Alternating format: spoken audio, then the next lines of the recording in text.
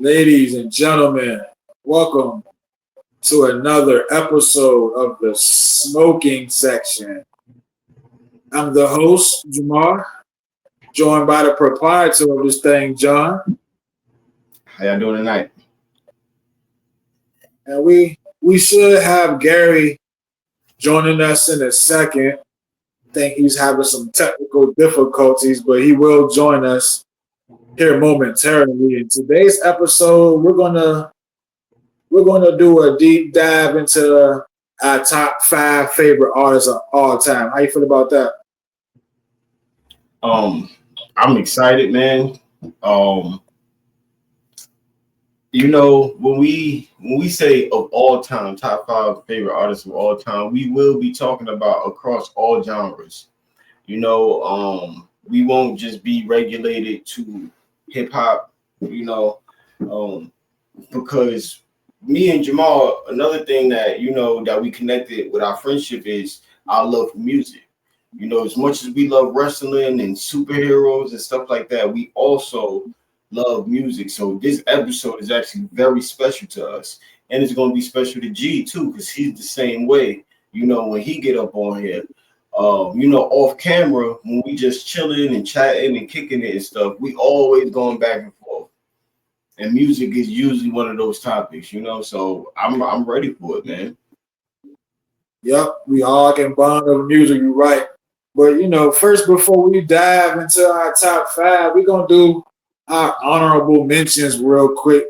Basically, our number 6 through 10, our bottom 5 honorable mentions. And for me, I got on mine, I have Ty Dolla $ign, Wiz Khalifa, Garnett Silk. That's a reggae singer for a lot of fans who don't know. He made that song "Hello Mama Africa." Jimi Hendrix and Nirvana. Those are my honorable mentions. What you got, bro? Those are some great honorable mentions, man. My honorable mentions is Jay-Z, 50 Cent, Ludacris, believe it or not, Pink. I love me some Pink, man. I'm actually a fan of her music, for real. Like, I'm a real fan of Pink music. And I'm also a huge fan of Aerosmith. Oh, Aerosmith. Yeah. Okay. And if I got to throw one more in there, I would say the Temptations too. I'm sorry, I gotta put the Temptations in it. That's good shit. Yeah, that's good shit. If I had to throw one more, I would have thrown the Cars in there. That's an old 70s, 80s rock band for people in the comments who don't know. Yo, why does that sound so familiar, man? I know that name. The Cars, they made that song "Shake It Up." They made that song "Who's Gonna Drive You Home." Yeah, that's the one that I know. Yeah. That's the one that I know. What movie was I watching? They don't know about the Cars, man. Man, we here to talk about our top 5. Maybe we could do a different episode on our bottom half in the future. Yeah, no problem. I know G wanted to talk about, our favorite underrated artists who, whether they're known or not, the people that we don't, feel get enough just due. So we could always branch off and do these segments and shows on music alone. I'm with it. Yeah, we definitely do that. And I'm gonna go ahead and start off. I'm gonna do mine from 5 through 1, and I'm gonna start off. I probably get a little sad and emotional on this one, so people in the comments want to judge me. I don't give a fuck. Y'all can come see me, but nah. And this is our show. We do this show how we want to do it, man. You feel me? Cause this shit hit home for me. Like, the people who really know me for real, they know. Like, cause everybody know I fuck with Sly The Family Stone, and he just passed away a couple weeks ago as of recording this right now. And it's crazy, man. But I put Sly The Family Stone on my list, man. Like, to me, they was more than just a band. It was a spirit, like a movement, Like Yeah. their music hit me deeper than just sound, man. It was unity, it was truth. Like, you know what I'm saying? They was like ahead of their time. Like the music to me, it felt like a celebration. It felt like a protest. I could Yeah. dance to it, and it felt like a sermon, all at the same time. Like sliding them, man, they remind me to stand tall, speak loud, and never give up. You know what I'm saying? And And like, like you was telling me, because you've been schooling me on Sly the Family Stone. You know, I knew of the name and I knew some of their songs, but you really been like really schooling me on them. And like you were saying, man, so much influence, you know, on so much music. influence ain't even the word. People in the comments, they might not be familiar with this band. They made the song "Everyday People." They made the song "Dance to the Music." They made the song "Family Affair." It's a family affair. They made DJ. Um, they made that song thank you for letting me be myself. They Yeah. made they made some fucking hits, man. They was one of the first groups to have male and female, black and white, all in the same band. That was different. You know what I mean? Definitely for that time and era, you know, definitely for Yeah. that era. Late 60s, early Mhm. 90s. Yeah, that's like in late 60s and stuff. That's what Jim Crow era, right? I mean, I could be wrong, but I think that's Jim Crow era and stuff like that. So you're right, man, to do that and make that good music with the ones that you name, you feel me? I think they go G right there. All right, we about to get G up here, y'all. He chilling backstage. We about to add him right now. What's good, y'all? Yo, yo, yo, yo. But yeah, you know, and to have both black and white in the group making that type of positive music and pushing that type of positive influence and force within that Jim Crow era around that's amazing. You feel me? That's like some trailblazing, revolutionary type shit, you know? Real talk, bro. I'm gonna run through that band members real quick. Of course, you guys slide ahead, man. He was the singer, he was the producer, he played keyboard, he played guitar, he played harmonica, he played the organ. His brother Freddie played the guitar, and he was a singer too. His sister Rose was a singer. She played the keyboard. Cynthia, she played the trumpet. Jerry Martini, he played the saxophone. Greg Erico played the drums, and Larry Graham played the bass. And a lot of people in the comments might not know Larry Graham. He's the pioneer of what they call slap bass. And what slap bass is, and people might not know, is when you hear like the guitar players and the bass players gonna love this. When you playing and your thumb just slap the string and then pluck it and pull it. That was Mm-hmm. all. That was all invented by Larry Graham. And what that sound does is it kind of mimic a drum sound. You know what I'm saying? So Yeah. Bootsy Collins, you can thank Larry Graham for that. Flea from Red Hot Chili Peppers, you can Yeah. thank Larry Graham for that. Larry Graham invented that technique playing with sliding them. You know what I mean? That's what's Real up, man. talk. Real talk, man. I mean, they for that time in the late 60s, early 70s, they talked about race, unity, social justice. You know what I'm Mm-hmm. saying? Yep. They revolutionized music. Their style was kind of like it was like a fusion of funk, soul, rock, and psychedelia. You know what I'm saying? Yep. Like real talk. They the 43rd best artists of all time according to Rolling Stones. Okay. Um, they got a What's up? list of the 500 best albums of all time. They got 4 albums on there.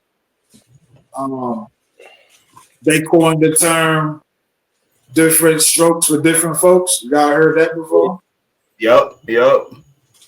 Mm-hmm. You know what I'm saying?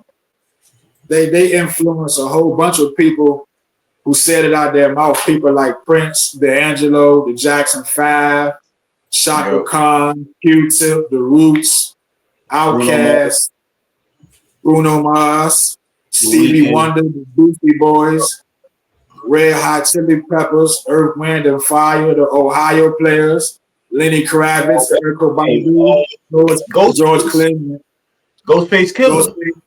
Ghostface, Living Color. I mean, it's too many people to name though, but Yeah. they've been sampled a lot in hip hop over 1,000 times, and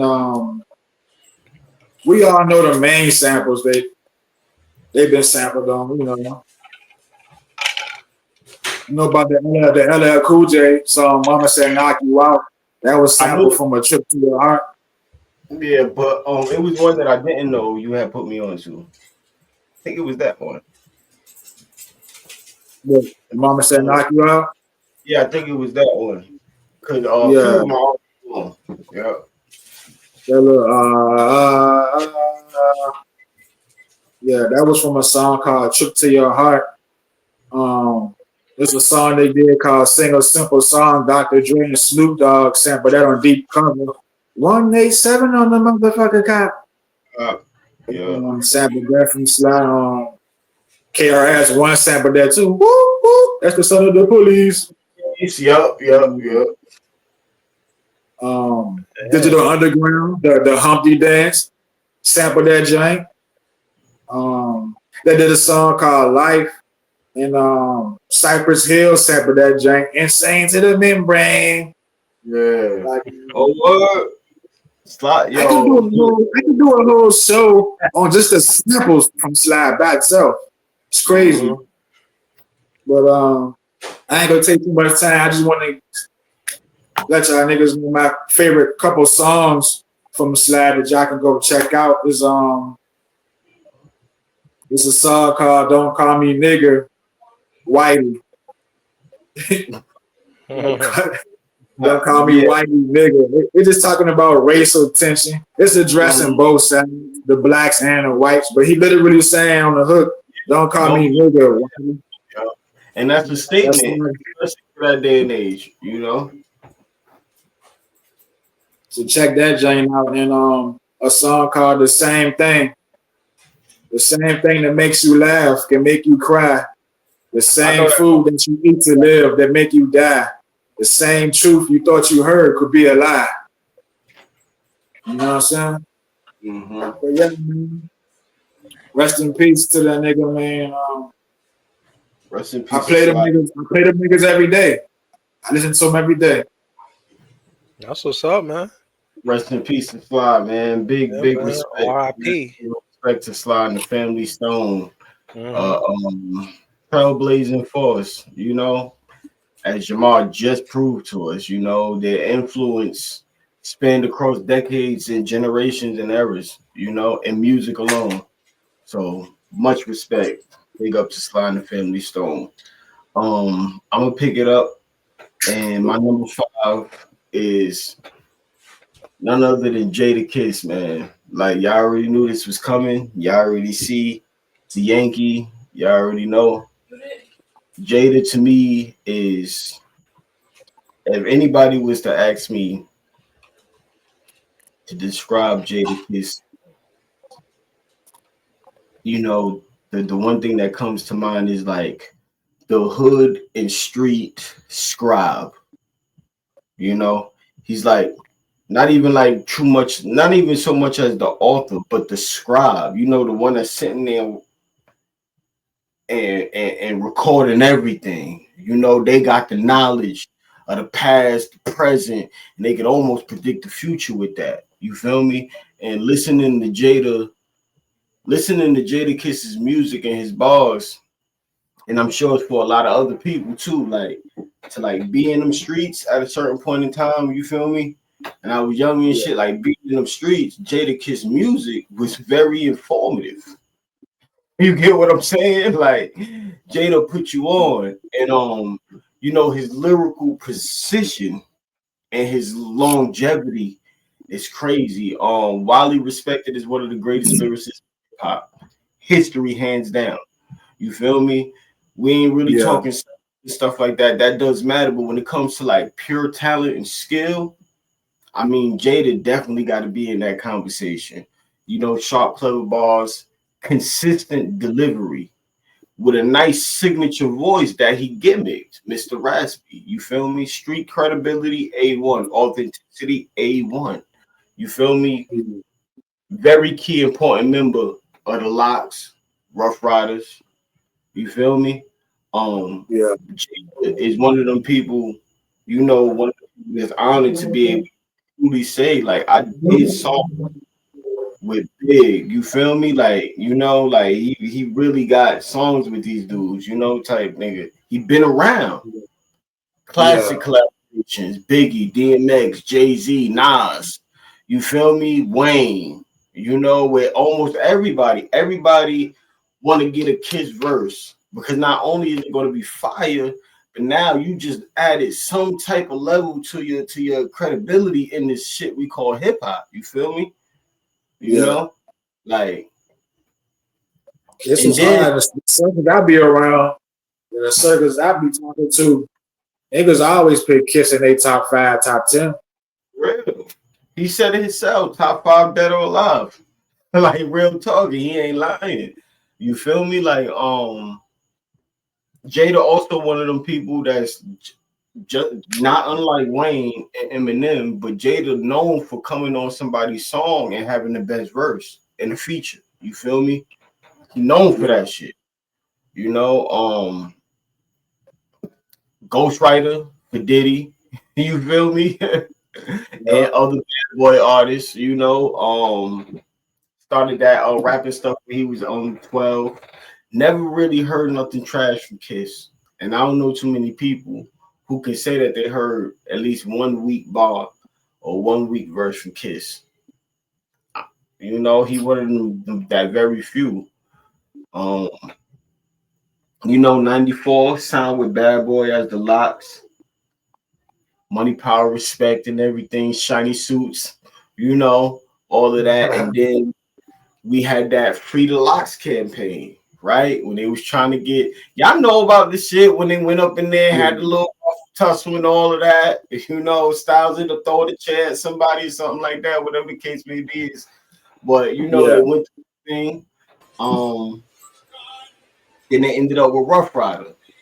And it was like they was home. You feel me? They ain't have to do the bad boy getting money, you feel me, shiny suits and the chains and all of that. They had mates for that. You feel me? They was good. But that wasn't really Jay. Got with DMX and Rough Riders and shit just, really took off. Solo debut, Kiss the Game Goodbye. Come on, man. That album, Game Goodbye. Fire, y'all. Mhm. You know what I'm saying? I think that's my favorite Kiss album. Mm-hmm. It's my favorite Kiss album as well. Kiss of Death was good too, though. Kiss of Death, yeah. Kiss of Death got Why, right? That was one of his most popular singles to date. You feel me? Why? It was political driven song. Fun fact, y'all probably already know why it was produced by Habit from Mobb Deep. Yeah. Yo. But somebody in the comments, somebody watching it probably didn't know that. 2009, The Last Kiss, which I loved. I love The Last Kiss. You feel me? Mixtape for days. You feel me? Mixtape for days, yo, on some real shit. And you also got that song on The Last Kiss that I like is Metal the Big. That's a real good song, yo, on some real shit. Like he really dropped some shit on that song. Regarding That John he got with OJ the Juice Man. yeah, Who's you know, yeah. Then on Last Kiss, he got Death Wish with Wayne. Wayne go crazy on that shit. You know, Yeah. like he regarded as a hip hop legend, veteran, elder statesman, and everybody wants a stamp from Jada Kiss because within his career, there's really been no scandal. You feel me? It ain't nothing been.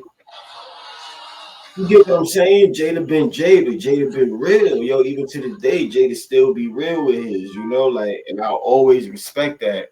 And like I said before, like Jada was really, he was really telling that story of what was going down in the hood authentically. Dude, that ass said, I know niggas that been home, but they only got a jail ID. That was me at one point. Real Yeah. talk. No exaggeration. Me and my brother, fresh home. We home about 6, 7, 8 months. Niggas still ain't got no state ID. Niggas dead ass got the prison ID. Real talk. You feel Yeah. me? Like, so, you know, when he's saying shit, and then there was a time like when I'm in junior high school and I'm spitting Jada Kiss bars, right? Bang you in the yard, then slide off, run the only go back. I ain't know nothing about that until I'm in the yard. You feel me? I know about early go back. Now I know what he talking about. You get what I'm saying? So like, you know, Niggas go to jail just to get their teeth fixed. I ain't know nothing about that shit you either. feel me? Like, come on, you get what I'm saying? Like Jada, I'm in the hood like them little motorcycles. You feel me? Like Jada was real authentic with it, and not to say other, you know, other artists, his peers and stuff like that, wasn't spitting that authenticity because they was the same. But to me, Jada did it the best. You feel me? And I really connected with that. So and that's my boy, man. And it's a shame that you know Jada never made it. I ain't gonna say he never made it because he's very successful, but I think that he should be regarded higher than what he is. I think he should have sold more. I think he should have got a lot more exposure, you know. But Yeah. I feel like him being true to who he was, you feel me? That hindered him and the locks. You feel me? That's why. Uh, That's why he was true to who he was. That's why he didn't tell. and that's why he gonna forever have my respect, and that's why he's definitely in my top 5, dead or alive. And he On got a all, new podcast now too. yeah, The Drew and Jada show. It's pretty good too. yeah. And then Jada is Jada smashed 50. Jada smashed 50 at his highest, coming right out of the Ja Rule beef. I'm talking fresh out of the Ja Rule beef. He went at everybody else and he fucked up and he said Jada Kiss name. He said Locke's name and all that. And they wild on that man. Jada and Beanie, you feel me? You know, it could go either way with that. I respect anybody who say Jada won. I respect anybody who say Beans won. You feel me? Because that was, but yeah, man, I ain't gonna go too long. You feel me? But definitely my top 5. Number 5 is Jada. Yeah, that's all right, bro. Respect for Jada Kiss, man. You know what I'm saying? Shit, G, you can go ahead and give us your five, but give us your honorable mentions first. If you got 5 honorable mentions, give us those Honorable first. mentions. I could do that. I'm gonna list my This is no particular order. I'm gonna go honorable mentions. I'm gonna go Styles P. Mm. You know, we just talking about Jadakiss, my favorite MC from the Locks, Styles P. You know, always um the epitome of a real MC, man. A dude with the just just lyrical street bars, man. Just Styles P right there. Honorable Straight mention. wisdom. Just straight cold, hard, tough wisdom. Con. Yup. Yup. You know, and I'm gonna say Lupe Fiasco Mm. from Okay. Chicago, another spitter, lyrical spitter. Yeah. I'm gonna say from Buffalo, New York, West Side Gun. Okay. One of my favorites, man. And I'm Yeah, gonna say from the West Coast, Razzcast. You know what I mean? Slept on MC, man, lyrical. yeah. Um, and I'm gonna say a newer artist from New York City, Fink. He's a lyrical a lyrical beast, man. Young cat, man, early 20s, bringing that I want to say bringing back that abstract, super dense lyrical style that New York was known for back in the mid to late 90s, you know. And so that's those are my five honorable mentions. Okay. And I guess what we jumping straight into the list. Uh Yeah, let's jump straight into it. all right. Man, okay. I'm gonna go with I'm gonna go with Elzai from you know, he was a part of Slum Village, you know, Okay. real name Jason Powers, you know, he started back in 1998, you know, he's from Detroit, Michigan. He got 3 solo albums, he got 5 albums with Slum Village, and he got 5 mixtapes out. Um, and he's still making music to this day, man. Still pumping out quality albums, quality music, and he has a large catalog of work. You know, he's he's what I would call like to me, his pen is up there with like Royce the 5'9", Okay. Eminem, uh, J. Okay. Cole, whoever you could think of, man. His pen is up there. He just doesn't have the the accolades. He doesn't have the awards. He doesn't have the Yeah. mainstream spotlight, but Yeah. he's known throughout the industry, throughout hip. Everybody knows who he is. You know, dope MC, man. Um, he's been he, you know, actually his closest uh recognition in the as far as MC, as far as like mainstream recognition would be he was on that Tainted joint. Remember with Slum Village? Um that came out back in early 2000s, you What was know. that? 2004. Yeah, yeah. Yeah. Yep. I know what you're talking about. Yeah. Yep. Yeah, that's when Kanye was had the backpack. He's, you know, he's Yeah. still coming up. He was working with Slum Village. So Mm-hmm. Yeah, but he to me That was he's a a good dope writer. Kanye. Now, if y'all don't know who Elzai is, man, go on Spotify, look him up on YouTube, look him up on Google, whatever you can, whatever search engine you can find, Check man. He's a dope spitter, man. That he's in my top 5, man. yeah. definitely. All right, man. So it can't get no better than that, though, man. You know what I'm Mhm. saying? They, they say, what they say? They say he's a rapper's rapper. That's what they say about Mhm. him. You know, Yeah, he's Okay. he, he's your favorite rapper's favorite rapper. Let's put it that yeah, way. yeah. That's all right, man. Check Elzai out, man. Y'all like dope spitters, man. You know what I'm saying? hmm He got his own Spotify channel, or you can catch him with Slum Village. Oh man, actually, yeah, he has it on Spotify. He was with, you know, the funny thing about it, he actually wasn't really supposed to be in Slum Village.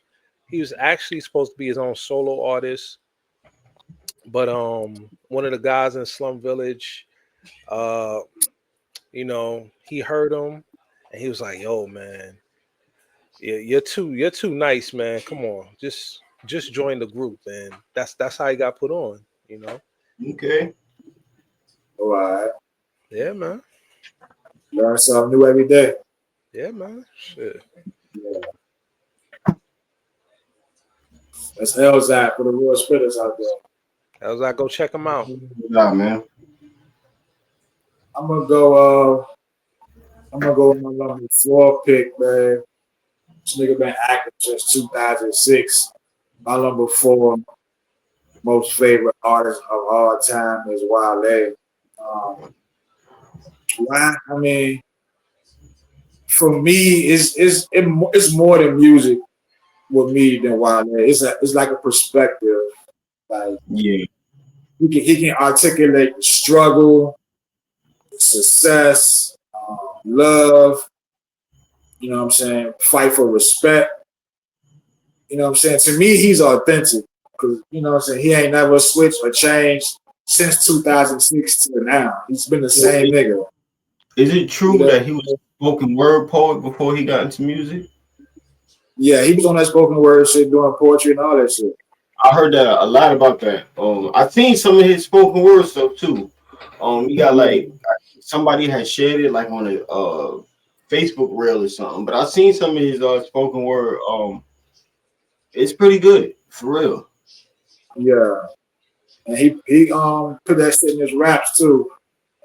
You know, spoken word and poetry and shit. He fused it all in his raps. Spoken But word is my.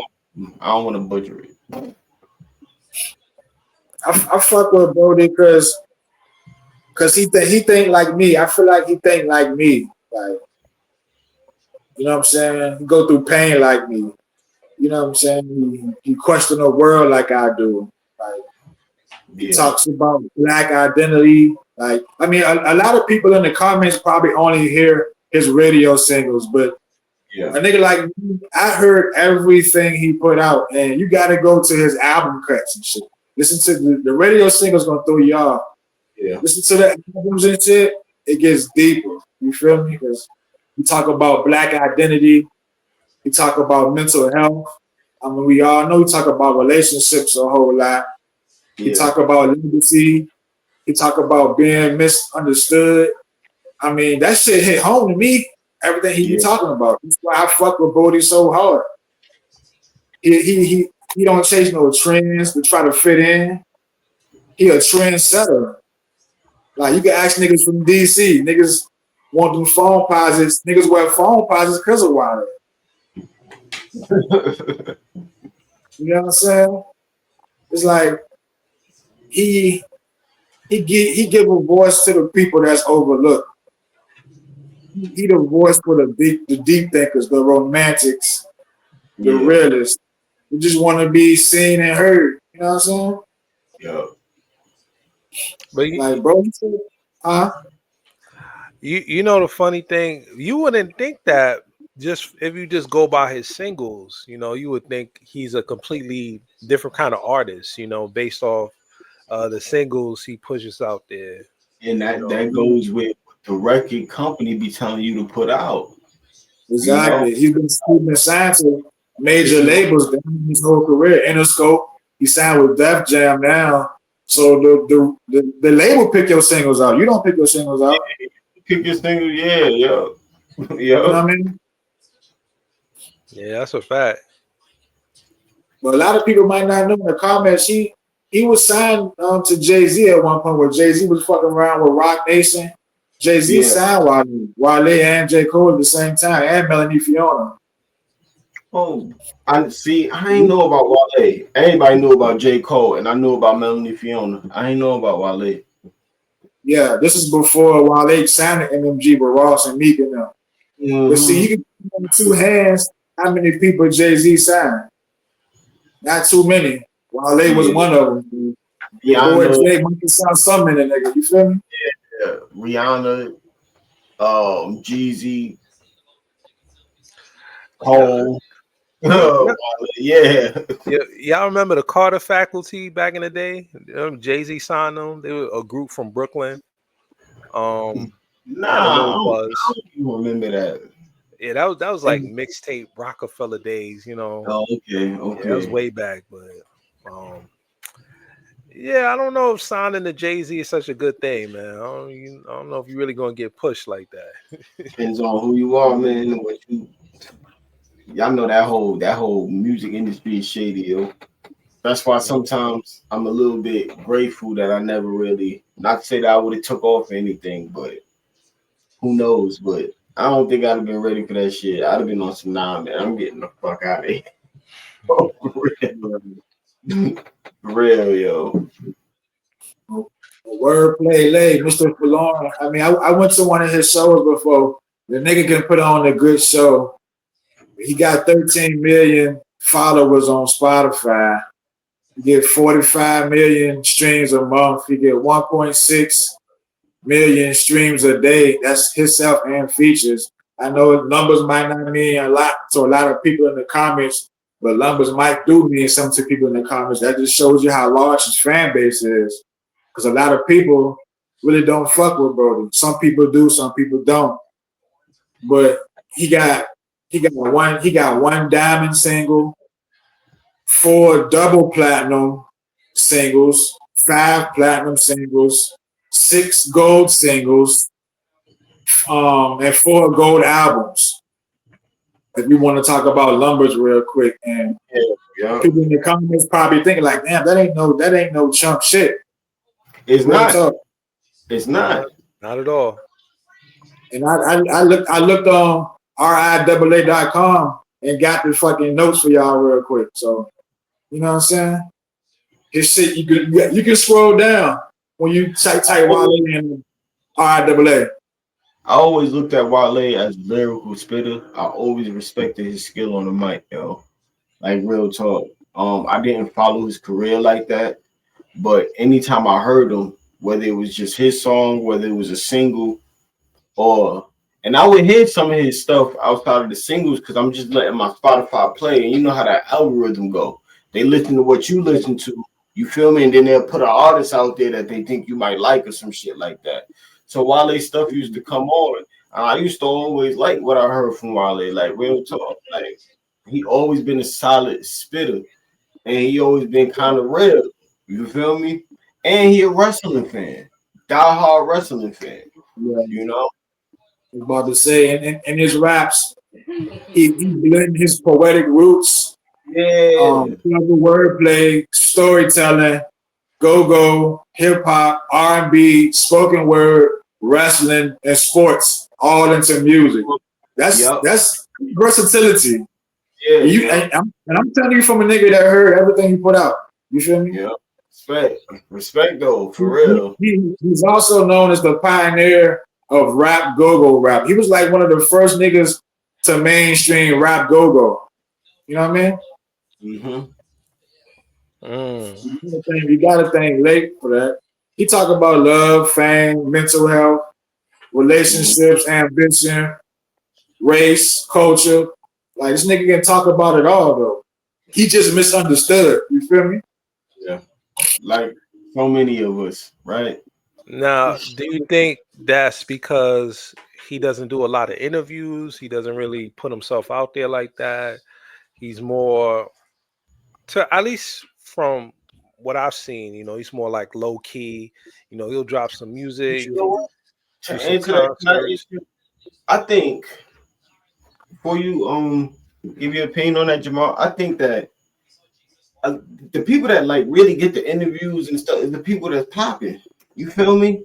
They the one that's getting the call. Can you come on this show? Can you come on this show? Whatever the case may be. It's like I think if Wale had the platform that he kind of deserved, I think he would do more interviews if he could. But I don't know. But that's how I kind of look at it. Like it be the Rihannas and the people that's popping right now. That's getting these interviews and sitting on these shows and stuff like that. He do interviews though. He was on Drink Champs. It's not the front page of Shade Room. It's not with Casanat. It's not with it's not gonna be with the main video. He do interviews. This is not gonna be the main page. Huh? I think he's been on the Breakfast Club like twice. Yeah. Yeah. Like he be doing shit. It's just not trending. It's not viral. You feel me? Only a fan can tell you, or a fan would know. I think to answer your question, G, I think this nigga just misunderstood because the music industry, they value your image over your introspective. That's why. That's a fact. That's my opinion.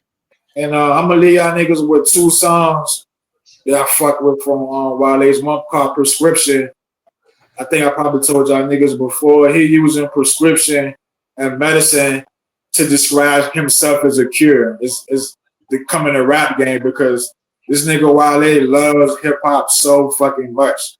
You can Yeah. hear it in his fucking music. He loves it. You know what I'm saying? Yep. And when Nas was on that hip hop is dead shit, Wale was right there with him, like, yeah, hip hop is dead, nigga. Me and Nas trying to bring this, Spitters trying to bring this shit back. Wale was in that movement. Yep. His radio singers ain't gonna tell you that though. Nah. Track number 7 on his album will tell you that. You feel me? But and his other song you need to check out is called "Sue Me." It got Kelly Price on the hook, and we're just talking about black empowerment. You know what I'm saying? Pride, survival. Sue me. I'm rooting for everybody that's black. Yeah. You know? Shouts out to Lynn. All right, Wale, go check him out. Yo, for real, man. Great lyricist, for real, man. Severely underrated too, man. My fourth, I'm going with Darkman X, man. Earl Simmons, rest in peace. DMX. Oh, Shit, yo. I mean, what could be said about DMX that people don't already know? Like a tortured soul, and with such aggression and pain, yet understanding and relation on the mic. You feel me? Just yeah. like to me, especially like coming up, DMX helped me channel that anger, yo. You get what I'm saying? Now you talk that shit on, you ain't even really gotta act on the shit. Cause he doing it for you. You feel me? He doing it for you. He's spitting. You feel me? He telling you what he went through, what he going through. You feel me? So you ain't even really gotta act on the aggression that you feel, but you get to motherfucking connect with a nigga like X and let that shit go. And it don't even gotta be just aggression either, right? Because DMX was one of the realest because DMX was not afraid to tell everybody when he was hurt. You feel me? When he was going through some shit, when he was at his highest, he's still telling us how he's still struggling to keep that shit all together. You feel me? Like, so it don't even be anger when you just in pain, mental pain, physical pain, emotional, and you going through a struggle to some shit. DMX is one of them people that you can legit put on. And just for that minute, just for them little minutes, whatever, whether it's the song or a whole album, yo, for that duration, you like, yeah, man, right. I feel you, you know? You get to talk, you get that shit off your chest. And that's, that goes into saying when we was talking earlier, when I listened to, my music and these artists and everything and all of these genres and all of this stuff, the only thing I benefit from is that message, their music. That's the only thing I benefit. So I really respect, cherish that shit. And I'm very critical of it because of people like DMX. That's why I'm so critical. You get what I'm saying? Because of an artist like DMX that's like really getting us through shit, yo, with his music. At a time where New York was on top, you feel me? Bad Boy was doing their thing, but it was the other side of New York, you feel me? And our story really wasn't being told yet like that, or our story kind of faded out because while everybody over here with Bad Boy getting money, right, with the shiny suits and popping bottles and stuff, and they got the ladies, and that's fine. You feel me? That's fine, but you still got the rest that's not eating. You feel me? So when X with that, you feel me? Y'all niggas want to be killers? Get at me, dog. You feel me? Y'all need enough now. Stop being greedy. Just keep it like DMX really to me. Go ahead. It's funny because your number 4 pick helped out your number 5 pick. when your number 5 pick was signing a Rough Rider, Yeah, you know what I'm saying? X yeah, got Kiss a whole lot. The whole yeah. lot. Yo, the whole lot. Like real. They got so many stories about X. Yo, if y'all, people in the comments, go on YouTube on some real shit. Go on YouTube and just type in like stories from the lots. I promise y'all will be entertained, yo, on some real shit, yo. And they got a lot up there about DMX too. But like DMX really brought that grittiness back to New York, and he also showed the world like, yo, look, it ain't all shiny suits over here, yo. We still hungry. We still going through some shit. You feel me? Um, First artist ever to have 5 consecutive albums debut at #1 on the Billboard 200, yo. His first album, is Dark and Hell is Hot, went platinum in less than a week. This is, hey, yo, for the viewers, y'all keep in mind, this is before these streaming apps. This is before SoundCloud and YouTube, and you can just download and all of that. That is worldwide though, right? Or is it US? That's I don't know. Let me see. Nah, And they don't say worldwide or US, but it just says his first album went platinum in less than a week. Shit. probably US. Either way, it don't matter. You know what I'm saying? Yeah, my point is like this ain't. I don't want to say it's easy to do that in this day and age, but like all of us was discussing at a point last week.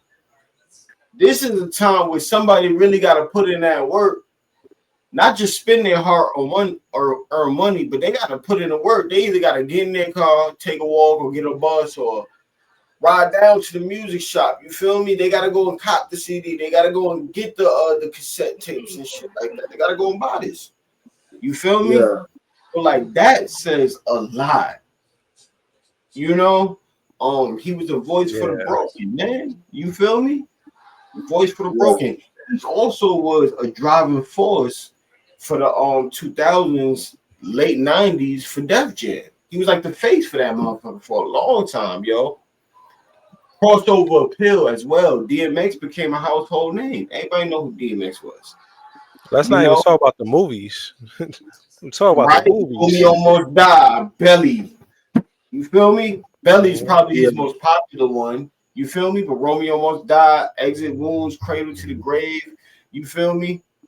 Yeah. Like, and he was Never Die Alone is a real good one. You know? His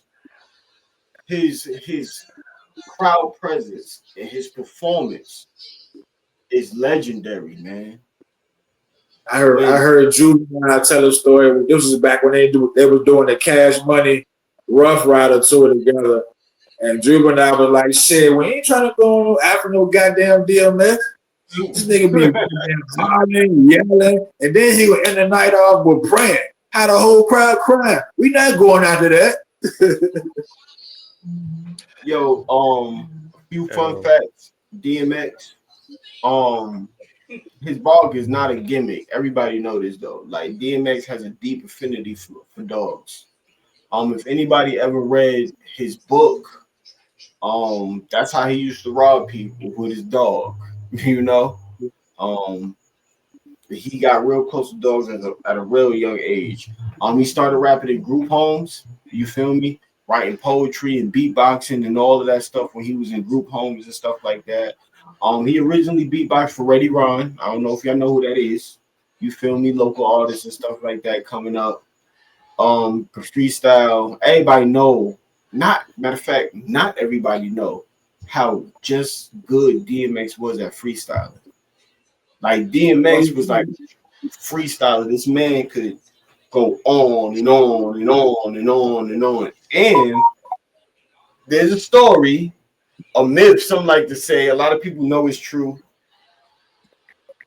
An underground rap battle where DMX beat Jay-Z. You feel me? Legend has it. Oh, go ahead, bro. There's a lot of people that's on the fence with that. Nah, some people say it never happened. Some people say Jay-Z won. Most people say DMX won. You know, but that's another one.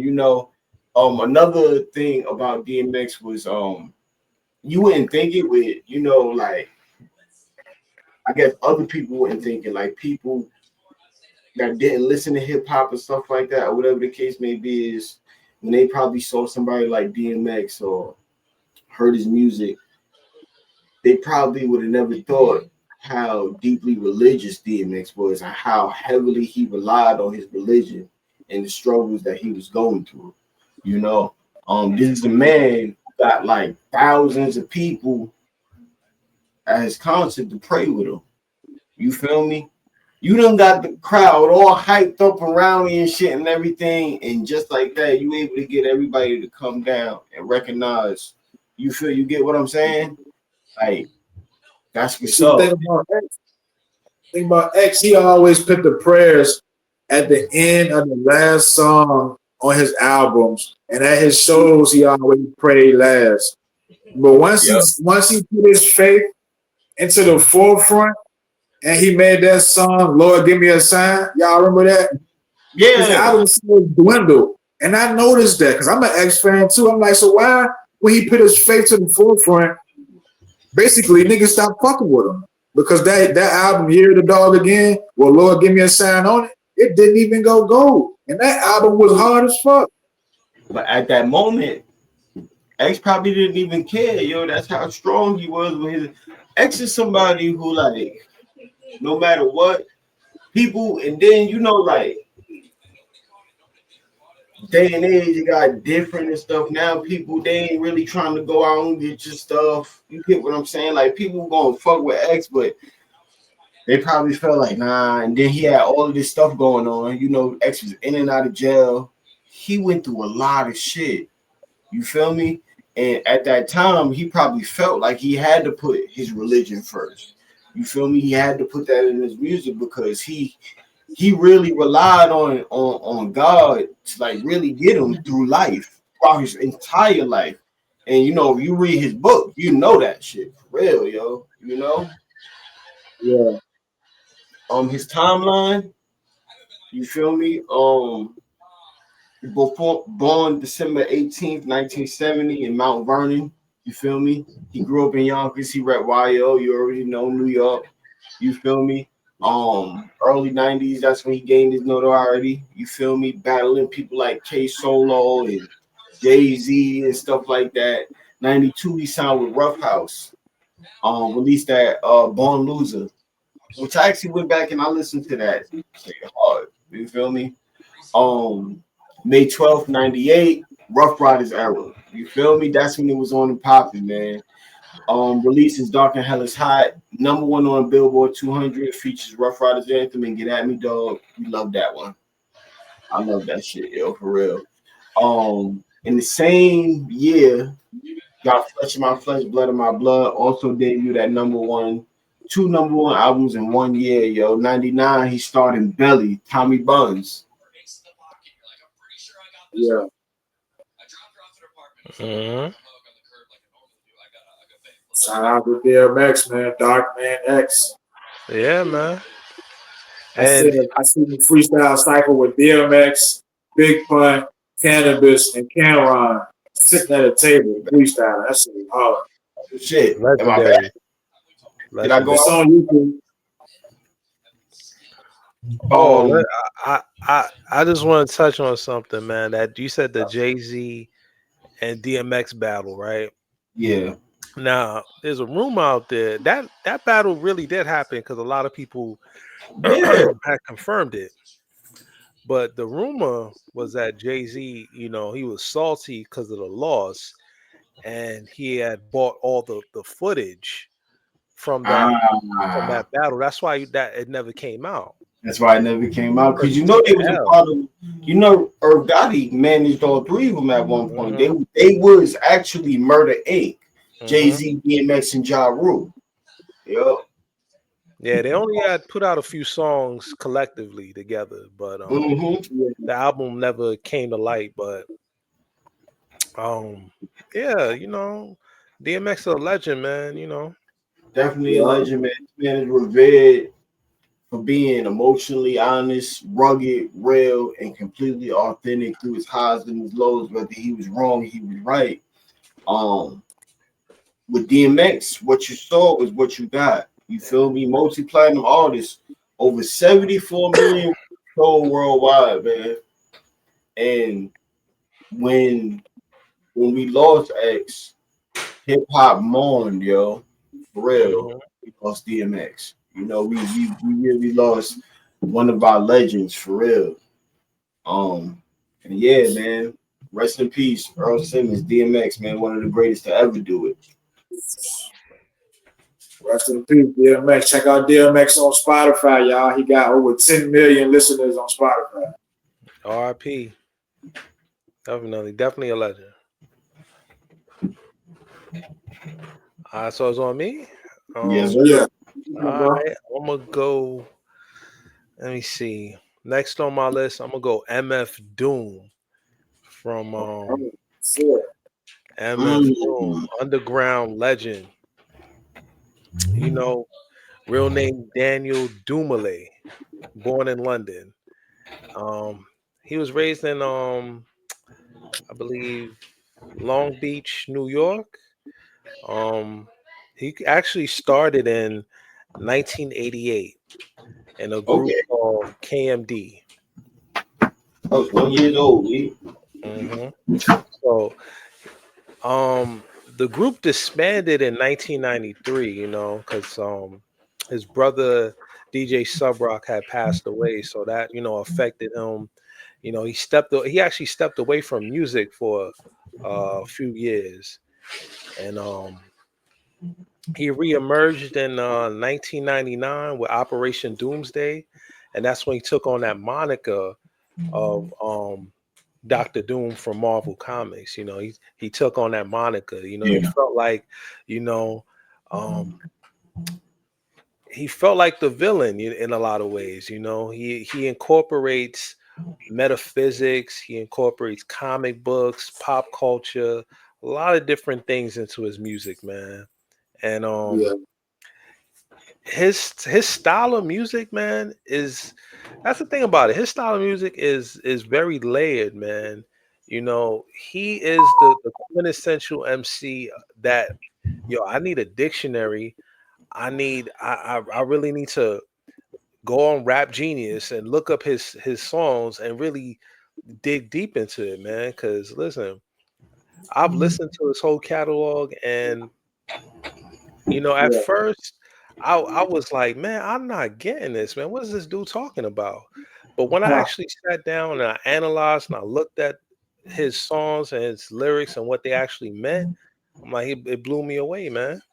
This dude he's a genius, man, a modern day genius, and he has a large body of work. Um, Yeah. he has 6 solo albums. Um, MF Food actually is probably streamed on Spotify. That album alone is probably streamed about 20-30 million every month. He's he's well known out there. He has a large fan base, He even, does. He even really more do. so now that he passed away. Yeah. You probably already know, G. He look up to Ghostface Killer as an inspiration. Yeah. They got a couple mixtapes together, right? Yep. I was just Yeah. about to get into that, man. He has Yeah. 9 collaborative albums. He got an album with Ghostface. He has an album with Danger Doom. He has an album with oh was it I can't remember off the top of my head, man. He has so much material out there. He actually has more unreleased material than Yeah. officially released material, man. You know. I Yeah. think honestly he's up there, man. He's up there with the greats, man. But it's a Yeah. shame that he never got the mainstream spotlight when he was alive. But I got to give it that Doom. It's my number 4 pick, man. Incredible MC, man. Yeah. Shout out to MF Doe, man. Stone. Rest in peace, man. Shout out to John, yo. Check him out on Spotify, y'all. He got like 7 million listeners on Spotify. Y'all Yeah, sleep. man.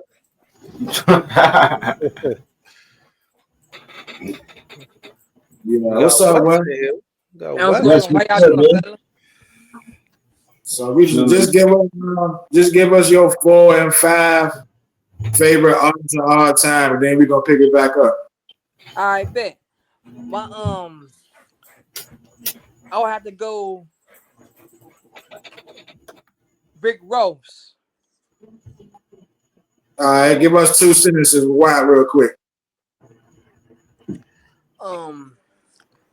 Rick Ross. I got put on to Rick Ross.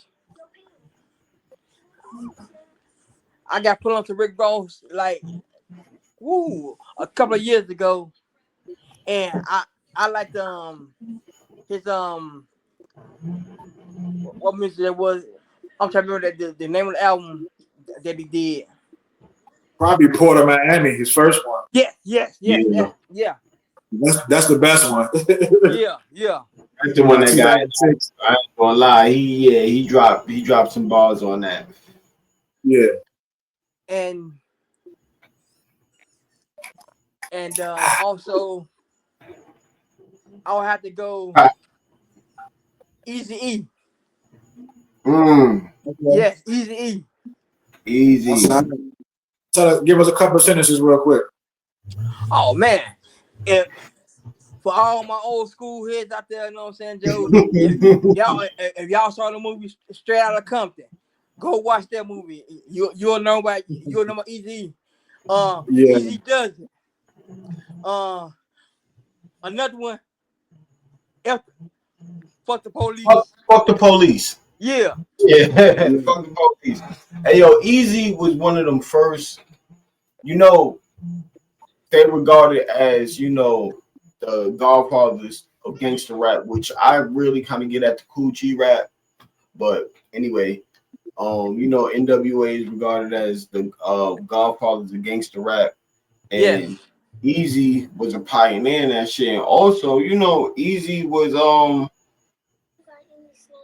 don't want to say he paved the way, but he was like the first one. And the Suge Knights came after him, the Master P's, the Babies, and stuff like that. You get what I'm saying? Like, but Easy was one of the dudes. You feel me? That was in the business. You feel me? With his own shit, stuff like that. Yeah, I love Easy, man. I do. Yeah.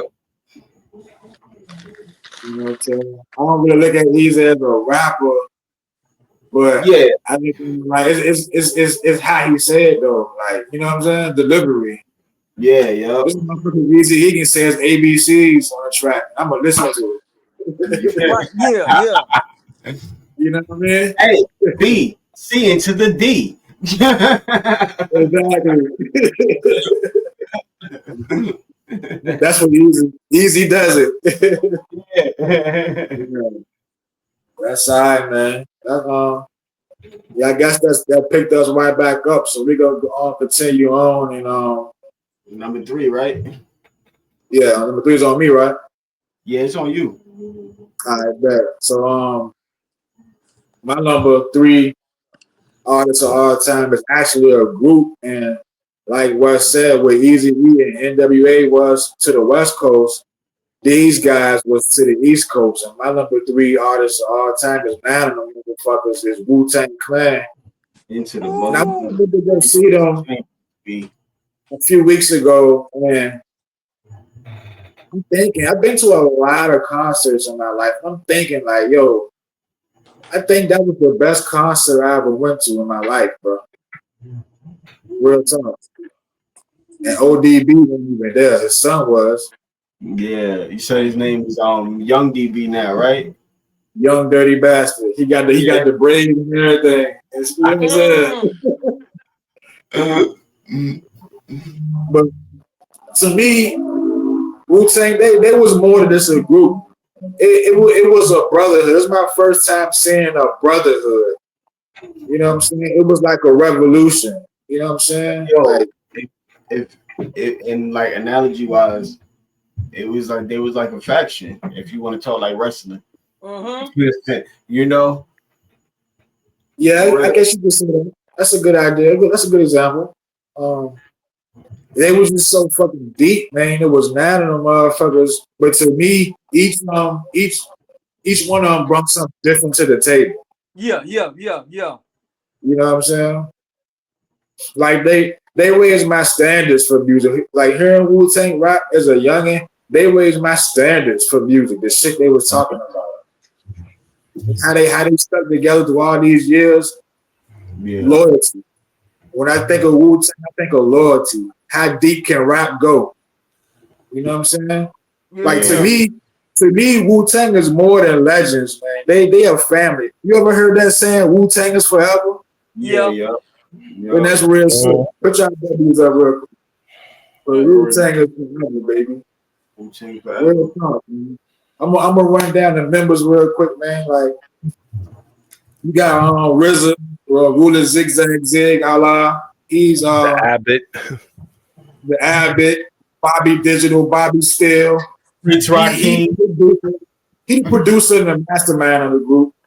Oh, Rakim. A lot of people in the kingdom might not like his MCing, but you know it's a few songs that RZA spit on. I'm gonna tell y'all at the end. And next member we got Jizza, Genius, Zigzag Zig, Allah. Jizza is known as the lyricist or the best rapper of the group. Like you ask any member of Wu-Tang who's the best one, all of them gonna say Jizza. Then you got Old Dirty Bastard. You know, there's no father to his style. He the unpredictable one, the comedic one, the one that make you laugh. He the one that do the melodies. Like, you know, back in the early 90s, in New York rap, it was just straight serious, straight real. When ODB came out, it was like, and Biz Markie too, it was different. You feel me? Y'all know what I'm talking about. And Method Man, that's a slang for weed. He the most famous one of the Wu-Tang, I would say. He got that raspy flow, the smooth flow. He the crowd favorite, the ladies, man. But Meth be spitting though. Meth be spitting. Meth be The cow. Cow. Exactly. Raekwon, the chef, who put out the infamous purple tape. He like the street nigga, the street nigga. Yeah, yo. Then you got Ghostface Killer. He the one that bring, to me, Tony Stark, Iron Man. To me, he the one to bring the emotion and the storytelling to the group. Yeah. He bring the lingo too, man. The just all the, you know, he has his own language almost, man. You're like, what the hell is he talking about? But it makes sense, you know. Him and Mavdone, you know what I'm saying? So you already know.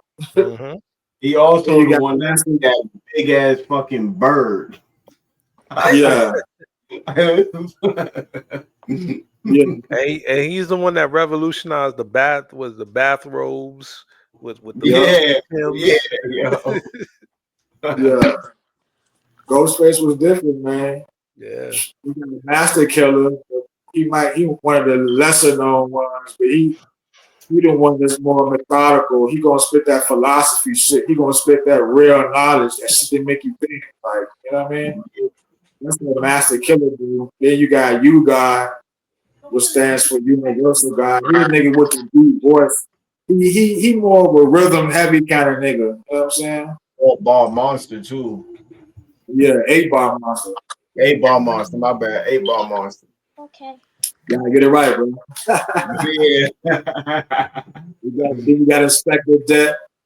He kind of the quiet one. People would say he lyrical too. He usually start off all the raps. For people that don't know who Inspector Deck is, the song Triumph by Wu-Tang, he started that verse off. A lot of people say it's the best verse of all time. Yeah, I remember that. That was Inspector Deck. Yeah, he said they said that was the best verse on the whole song. Yeah, the best one. Yeah. You know, crowd favorite. That was the best verse of 1997. For real. How rhyme atomically. Well, come on, just the first line right there. I'm like, rhyme atomically. Come on, man. He's dropping these mockeries, literally perform on robberies, flee with the lottery. Possibly they spotted me. You know what I'm saying? Let's You not got forget Capital he was on All Eyes on Me, right? Remember he was on that what track was that? Him and Pac.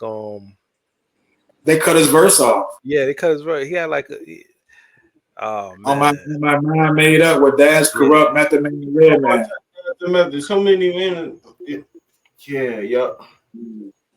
Because everybody got signature sounds or whatever, but Inspector Deck's signature ad-lib was the Rebel, INS. So if you play that song, and at the end of the song, it'd be like, the Rebel, INS. You can hear it. His verse was chopped off. Man. I don't know why Pac did it. I think because Inspector Deck was so hard, Pac was like, shit. Yeah, that's what I like to think, man. Nah, Pac wasn't like This that. nigga's like, nah, this nigga can't outshine me. Cut that. Corrupt said it. Corrupt said it. I'm just a messenger. Nah, nigga, not my nigga. A nigga that was on the song said it. A nigga that was on the song said it. I believe that, man. You know, I think Pac had a little ego. I got bars on that shit, yo. I would say, Yeah, Pac got bars too, though, but the deck, though,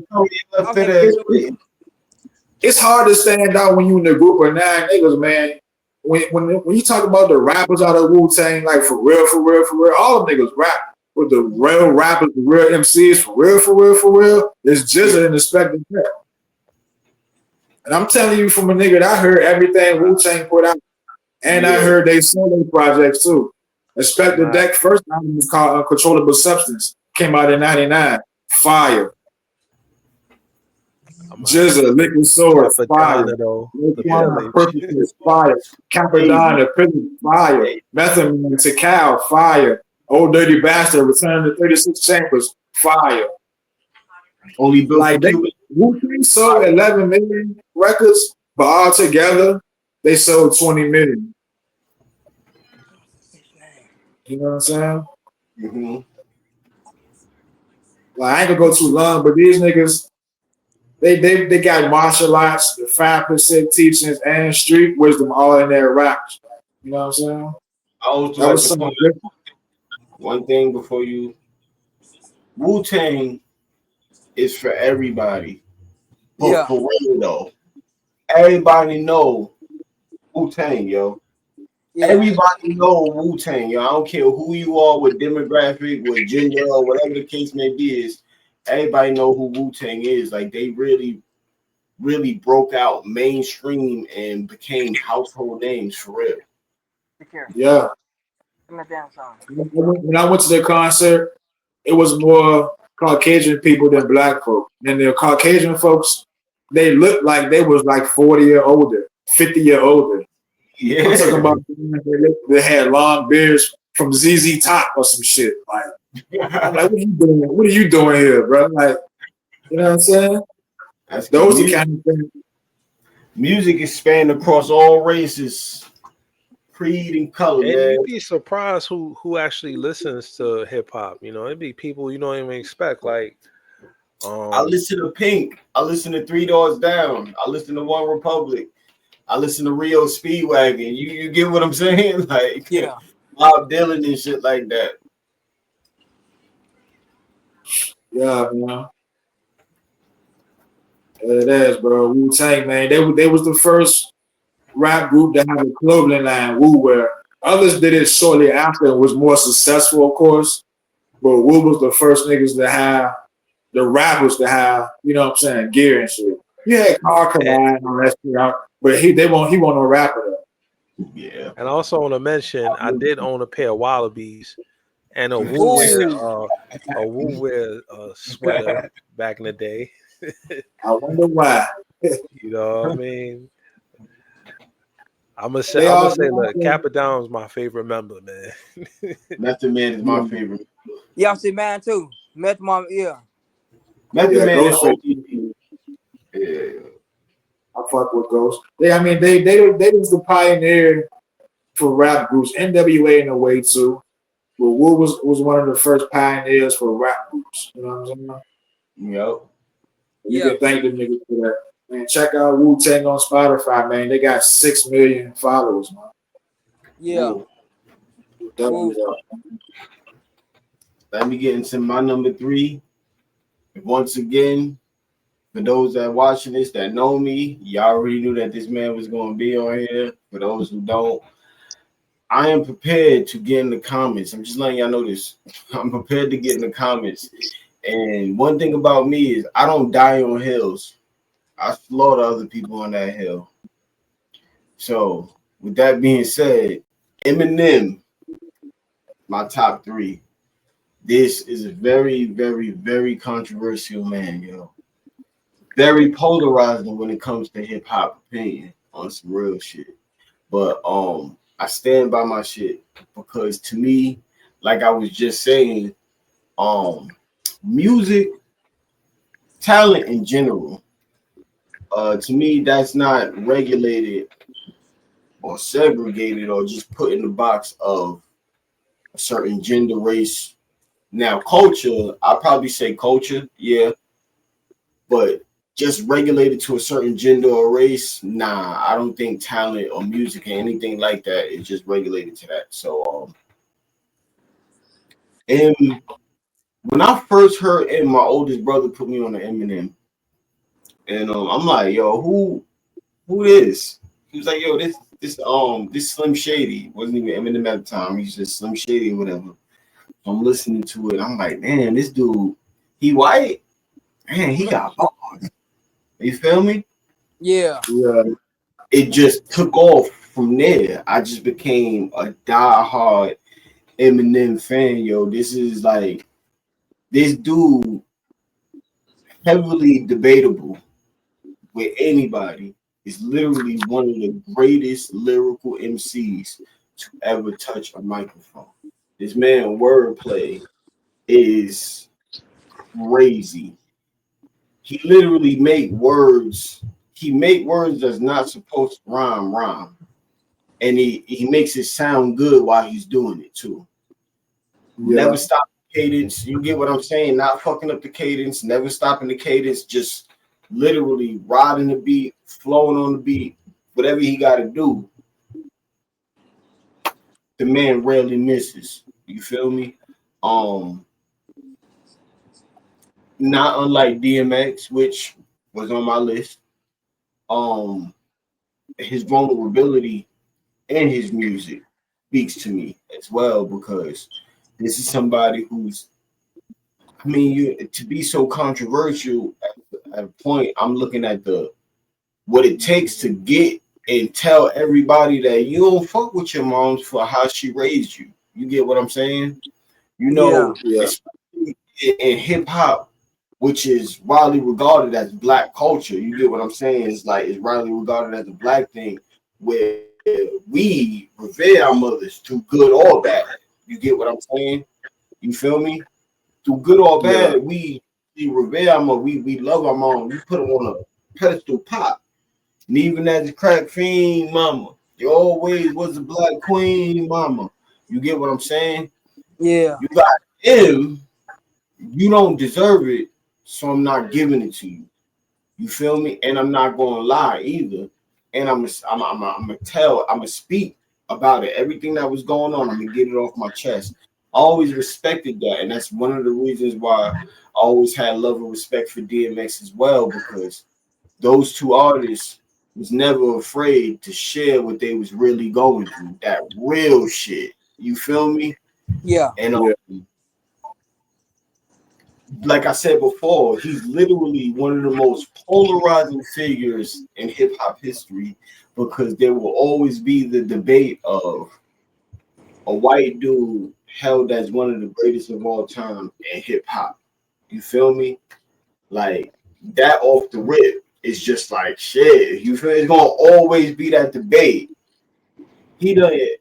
That debate is up with Michael Jordan or LeBron and shit like that. You get what I'm saying? Michael Jackson, the Prince, Tupac, or Biggie. That is going to be argued forever. As long as hip hop is a thing, that will be argued.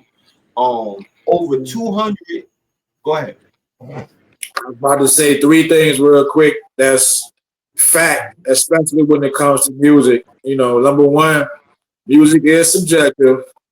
Mm-hmm. Number two, majority rules, and number three, numbers don't lie. So when it comes to Eminem, you look at his record sales and shit. Like, it was out at the time when you had to get up and go to the record store and buy shit. This Yeah. motherfucker sold millions. So, you Over know, I have your opinions about him, but the numbers don't lie. over 220 million records sold worldwide, multiple diamond certified singles and albums. Academy Award winner. You get what I'm saying? Like this dude just like diamond over. You feel me? Like he's up there with the Beatles, Elvis, Michael Jackson, and the motherfuckers, yo. Like, Yeah. tell me his music. What? You know what? I feel like I don't know, man. I like Eminem, but I always feel like he has an asterisk by his name because even though he is talented lyrically, he is a impeccable MC when it comes to his vocabulary, his storytelling ability, and all that. But a lot of people always question that. Would he be as successful if he was just another black MC? You know, is it the white factor? Is that boosting his sales, or is it just his? You know, it's always Yeah. a question mark there. You know, Hold on, I got this, Jamal. I see you've chosen death. ain't no depth, man. A lot of people, but you know that is probably one of the biggest, offensive strategies when it comes to this debate. Would he sell as much if he was black? Probably not. No, he's even said it. You feel me? He's even addressed this multiple times in his music and in interviews. Like, nah, probably wouldn't. My skin color did play a part. I'm backed by Dre. That played a huge part. But here's the thing. Does DMX become as popular as he is if he's not black? Your talent, your skill, how good you are, you get what I'm saying? This is a time where it mattered. You get what I'm saying? And if white people, Asian people, whatever, Mexican people, if they're now contributing to those sales because he white, he is talented enough to get their ear. Because how many white rappers came after him and before him that flopped? well, I mean, you had the Beastie Boys, you had MC. I'm not talking about them. I'm talking about the ones that the Bubba Sparks. No shade, but the Bubba Sparks. You get what I'm saying? The MGKs. You feel me? You get what I'm saying? The Yellow Wolves. You feel me? Yeah, I got you. I feel you on that. Yeah, I mean, it's even always a question mark with Eminem, though, man. And then even the Beastie Boys can't do what they do. And then another thing is, you can say, will he be that successful if he? Well, let's just take that away and put him in the ring with most people. They won't survive because the man still got skill. He's not all gimmick. He's not all right. Let's put this white boy out here. No, he can hold his own with the best of them. And then another thing, once again, they can say would he sell as much if he?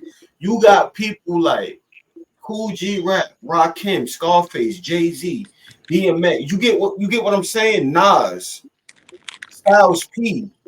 These people are saying this man is legit. Ice-T. Let's not forget his biggest comp back then was cannabis. I mean, Eminem looked up to him though. He was like, "Man, I'm nice, but I don't know about he on another level." but the thing about it is, I'm looked up to Redman too. Redman was one of his favorite rappers. Yeah. So it's corrupt. You know. And Like, EPMD. another thing, Eminem is a student of the game. He's a Yeah, student definitely. of the game. This ain't no gimmick to him. This ain't something that he got popular in and he doing. You get what I'm saying? He's not Logan Paul in this thing. He's not Jake Paul in this thing. You get what I'm saying? He's a You're not Vanilla Ice. game. Yeah, he yeah, that's the thing about Eminem. I respect that aspect of Eminem. He's not this manufactured product of the mainstream record labels. He's actually had roots in Detroit as far as the battle rap scene goes, as far as the underground scene. He's solidified, you know. He, He he has his struggled just stripes. like us, just in a different way. You Hmm. feel me? For all of the people that had it hard growing up, M had it just as hard, and he also told us about this shit. You get what I'm saying? Abuse, Munchausen syndrome, and shit like that. You get what I'm saying? All of that shit. You get what I'm saying? You know how many kids and Yeah. people was going through shit like that? That when they heard his shit, they connected with him. You feel me? Like, M is one of the greatest to ever do it, and he's literally, generally one of the most authentic to ever do it, yo. Like, real talk. M Yeah. will ever be my favorite rapper of all time. Tupac is my favorite rapper, dead or alive, all time. Eminem right now, and it has been for decades now. For real, for a long time. Oh yeah, Eminem, yeah. favorite rapper alive. Real talk. And the Eminem Show is my favorite Eminem album. If I was to suggest anything on that, I would definitely suggest Sing for the Moment. I would suggest Say Goodbye to Hollywood. If y'all don't check anything out, listen to Sing for the Moment and Say Goodbye to Hollywood, man. And if you're going through something, listen to it's on the Recovery album, I believe. Changes. I'm going through changes. That's another great song to pull somebody out of a slump that they may be in. You know. And I'm gonna end it with that, man. That's my goal. Shit. Salute to Eminem, man. Check out Eminem, y'all. He got 74 million listeners on Spotify. That ain't no cheap shit. Uh, a lot of you got a lot of fans out there. Yep. Yeah, man. Who you got, Wes? Oh, okay. Now, my number 3 is also is I've been I've been listening to this guy since whoo since oh since the 2000s. Well, I'm late in the 2000s. I'm sorry, late in the 2000s. Killer Cameron. Ah, yeah. Okay. I wasn't Killer expecting Cam. that.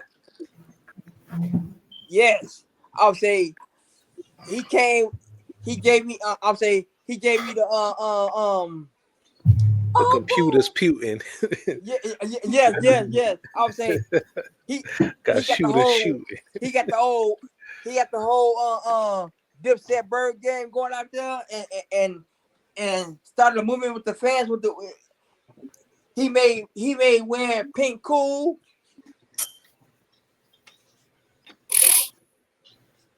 Cameron's Yeah. fucking nice. You said you got hooked on the Cam in the 2000s, man. You missed the whole era, man. Cam in the 90s was on there too, though. The horse and carriage. Yeah, Confessions of Fire, Silent but Yeah. Deadly, like Shit, we go back to the Big L days, man. We go back to the him Children of and the Big Corn. L and Children of the Corn. Oh Yeah. man, Cam go back so far in the rap game, Biggie found them. I Yup. don't know if people know that. why Biggie don't you discovered share a little bit, Cameron. Jamal? I'm just saying Biggie discovered Cameron. He probably was gonna sign him to Bad Boy, but the passionate Biggie, stopped that.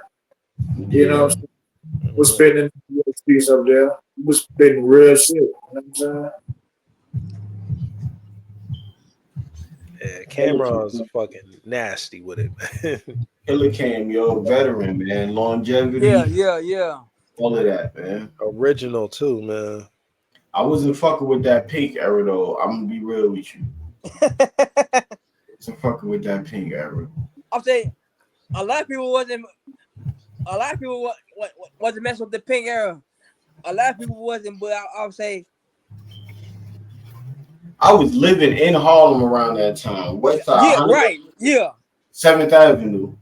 Pink every fucking where. It was embarrassing.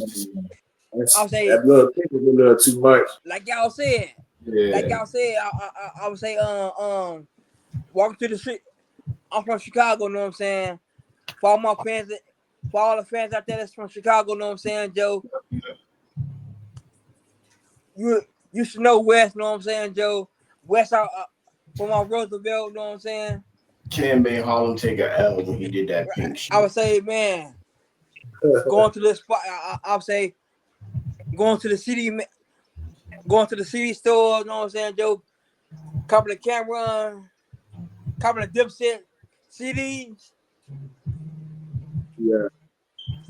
That Dipset era was real, man. That Dipset. Yes. Yeah. What, Dipset, G Unit, Locks. Woo! I say all of them had the game on lock back They go then. crazy. Then Wayne started fucking with Dipset. I'm on one thing. It was a whole vibe. My favorite Cam album probably was it Come Home With Me? Yeah, what, 2001, 2002? Come home with me. I'm gonna say my favorite Cam album was probably the Sports, Drugs, and Entertainment album, man. The second joint, man. I think that's my favorite one, man. That shit was hard too. I'll say my favorite was it always and always will be Killer Season. Killer Season, yep. All Cam shits was hard. The Diplomatic Community CD was hard. Oh man. Yeah, once he put Jim Jones on, I was fucking with Jim Jones. All that shit he talking nowadays, I'm with it. And like he better than us. The real Jim, I fuck with. Never really cared for Jim Jones, man. Never really. I was like, man, just I wish he would have stayed in the background, bro. I'm like, man, why you guys? Jimmy? Yeah, I'm like, nah. I like Jim. I'm saying you gotta I like the Jim too. I like the Jim too. Bro. But my favorite was yeah. it was Cam and Joel Santana. Yeah, them two right there. I like them too. it's all right, man. I fuck with Joel's. Yeah. Fuck with Joel's. Joel's he got some joints. Fuck with him. Yeah.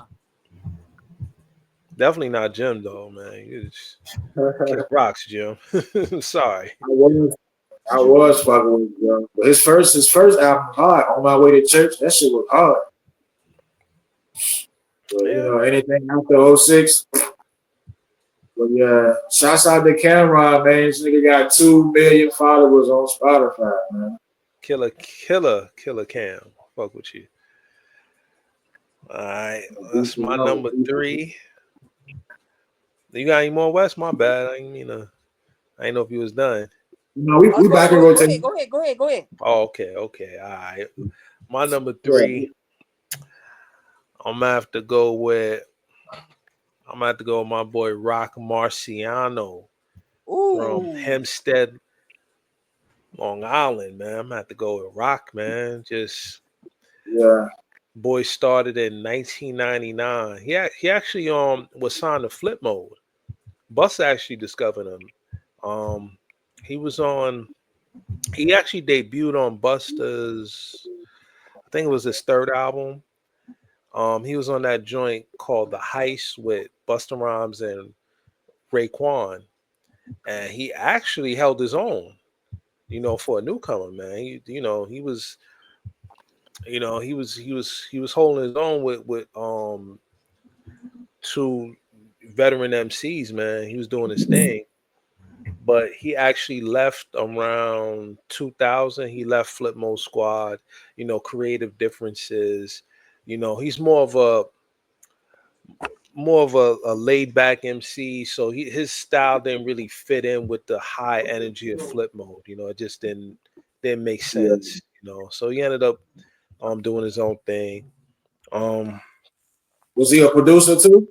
Yeah, man, he's definitely he actually developed into becoming his own producer, making his own beats, man, because he wanted a particular sound on his albums, man. And he got 9 solo albums out there, and he's still dropping music to this day in 2025, man. Dope MC. Um, he Yeah. actually he actually brought back that gritty New York sound and when he dropped Marksburg. Marksburg came out in, I believe, 2012. He dropped Marksburg, his first solo album. Um, he brought that sound back, you know, that boom bap, that those gritty, dusty beats, you know. He brought back the street talk, you know. He kind of I want to say he put New York back on the map, man. At least as far as the underground scene is concerned, Yeah. man. I was Um, finna see the underground scene. Yeah, most definitely. yeah, man, and he has definitely, and he's also collaborated with a lot of legendary MCs. He's done songs with Cormega. He's he's done songs with Griselda. You know, Westside, Benny, Conway. He's done songs with shit, man. Ka. He's done songs with shit, man.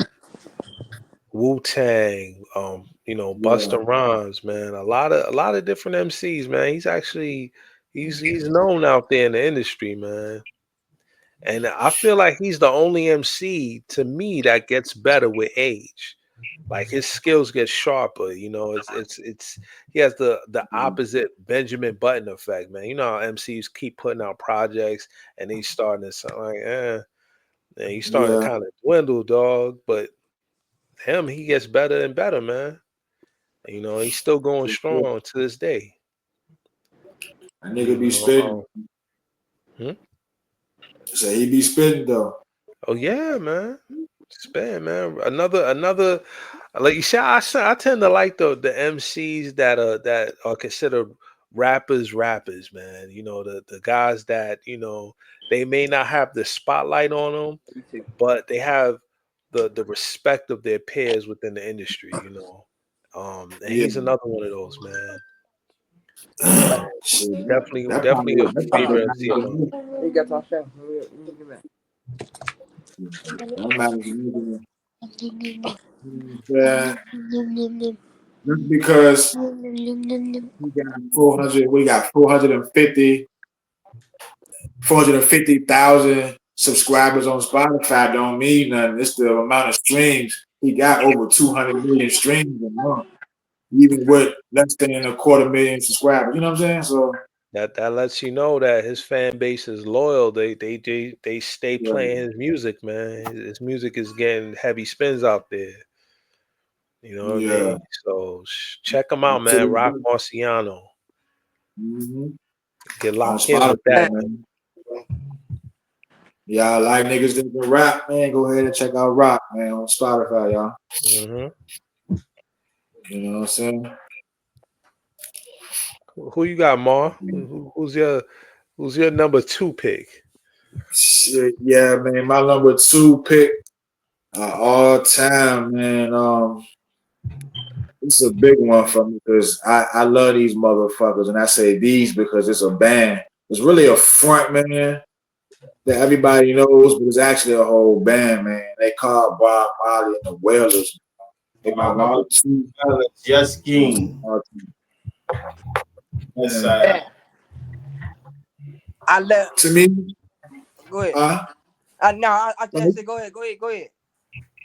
I'm just going to tell you what Bob mean to me. The Wailers, to me, you know, they mean peace.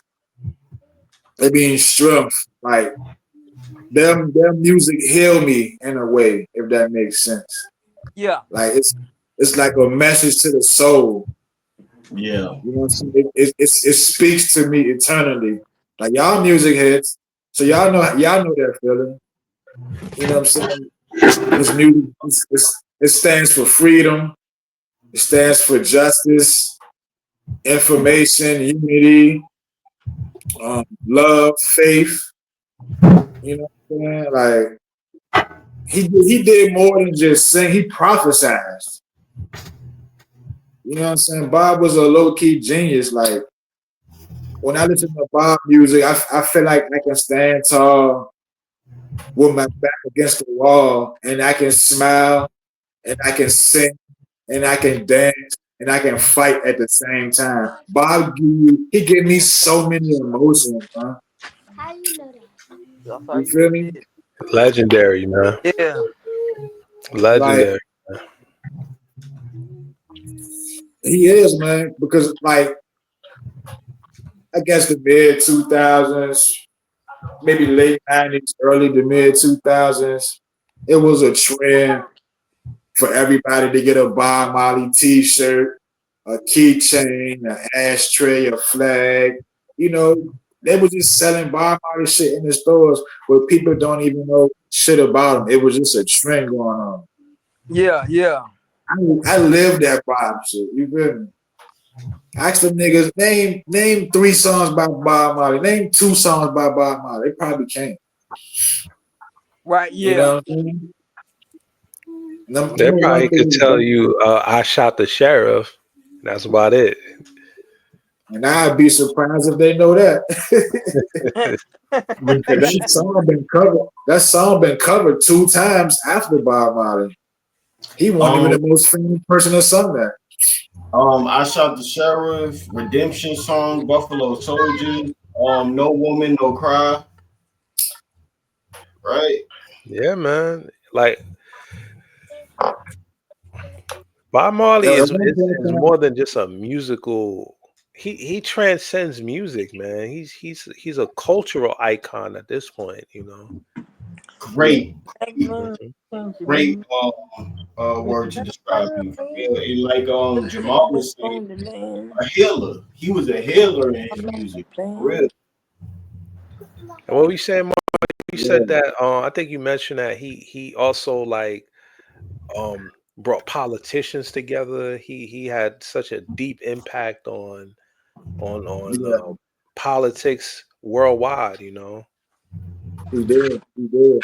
It's for the people in the comments that try to get a visual. Imagine a Republican and a Democrat on stage and they shaking hands because the artist made them do it. That's what Bob did. But Bob did that in the fucking 70s when there was a war going on in Jamaica. Shit was Mm. real in Jamaica. Niggas was getting smoked, heads getting chopped off by machetes. It was fucking gang violence. All that shit was going on. And Bob Marley brought them niggas together. As he got shot, left for a couple of years, made an album and came back to Jamaica and did the concert for free. Peace concert. Mm. That's deep, man. Like, 1978. He introduced roots, and that's roots reggae Yeah. into U.S. mainstream because reggae was big in down in Jamaica and the UK, of course, but here in America, we ain't know shit about that until the 70s till Bob Marley came. Bob introduced reggae to the States. mhm. He spread the Rastafarian culture. He spread love. He had political meaning. He was a symbol of peace. He put all that shit in his music too. It was more than just, what I'm saying? All right, we're jamming. He was spitting. He was giving niggas knowledge before niggas was thinking it was knowledge. You feel me? Yeah. But Bob Marley Yeah. band members real quick. He was running around with Bunny Weller and Peter Tosh for a minute before he linked up with his current band. Peter Tosh, he was on. Some people might know he was the guy that made that song "Legalize It." He used to run with Bob back in the early days, and Mm. the drummer for Bob Marley was a nigga named Carlton Barrett. He had a brother named Ashton Barrett.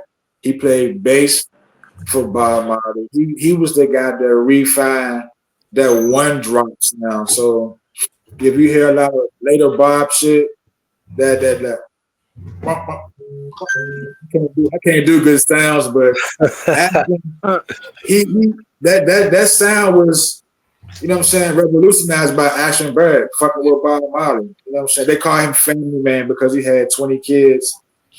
And Junior Mervin is the lead guitarist for Bob's band.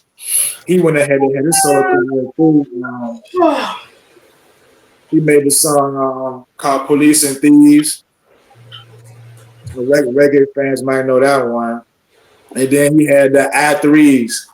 There's a lady named Judy Watt, his wife, Rita Marley, and the third lady, Marcia Griffith. Marcia Griffith went ahead to have her own career too. And I could do a show on her too, just by myself. Like, cause she got so many fucking hits. She's a fucking reggae icon. Marcia Griffith she was that lady. See the lady that made the electric slide. The electric slide. She made that shit. She was running around with Bob Marley. You know, you ran with Bob Marley. Eventually, you're gonna have your own career sooner or later. You know what I'm saying? Yeah. And the funny thing about Bob Marley, man, like he has such a deep impact on music in the US that a lot of artists coming up in the 80s and the 90s, you know, they could, you know, he's at the top of their list as far as like who influenced you to even start writing music, man. You know, and let's not even talk about all his mentions in movies and pop culture. You know, he's, you know, legendary, man. There's a reason why he sold 75 million records. That ain't no cheap shit either. And a couple of songs for people in the comment to go check out by Bob Marley. A couple of my favorites is a song called Even. And you can hear Junior Mervin's solo guitar on that song, even in the middle and the end. Like, Junior just killed that fucking electric guitar. For people who like instruments, you can't describe how good that guitar riff was that Junior hit. But Heathen, it's a political song. You know, it's about the social rulers. They go eventually fall. Y'all corrupt doing that fuck shit. Y'all go eventually fall. Yeah. The heathen black now comes to war. It's one of the lyrics from the song. It's about strength and rising up against injustice. Because, you know, people need to realize how Jamaica was in the 70s and early 80s. It was, we in America was shit good. Like, shit was crazy over there during that time. You feel me? And there's another song called War. Actually, it was a speech by the former emperor of Nigeria, but Bob Marley turned it into a song. It's a song called War. And a couple of the lyrics from it is until the philosophy which holds one race superior and another inferior is finally and permanently discredited and abandoned. Everywhere is war. Until the color of a man's skin is no more significant than the color of his eyes. This is war. Like Bob, Bob will speak to you. And if you niggas is playing songs, the shit's deep.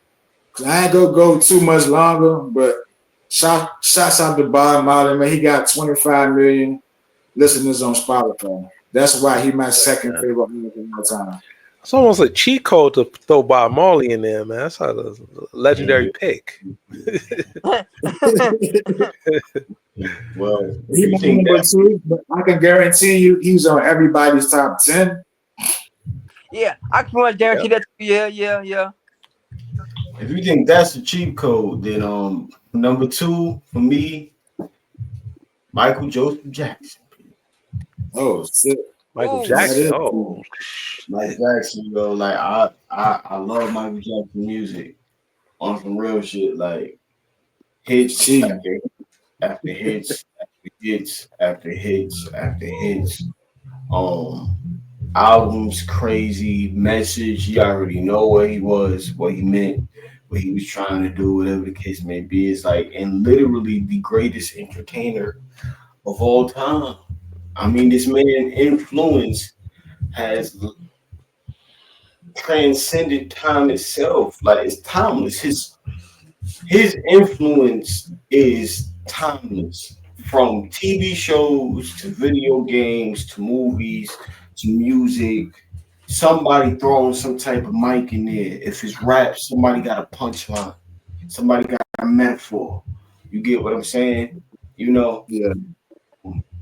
how many characters on screen, whether it's a cartoon character, TV show, or movie character, on bust out a moonwalk or Michael Jackson impersonation.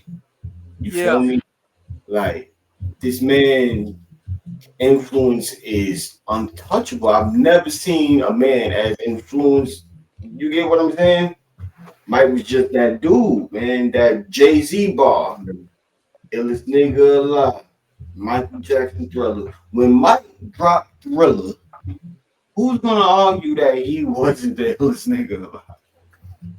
Right. Some people argue that that's the greatest album of all time, Thriller. And it's hard to really, It's hard dispute to that. you get what I'm saying? Like this dude was so innovative in his entertainment and his dancing, all of that shit. Like you see it in dance choreography now. The influence of Mike. We see this shit in wrestling.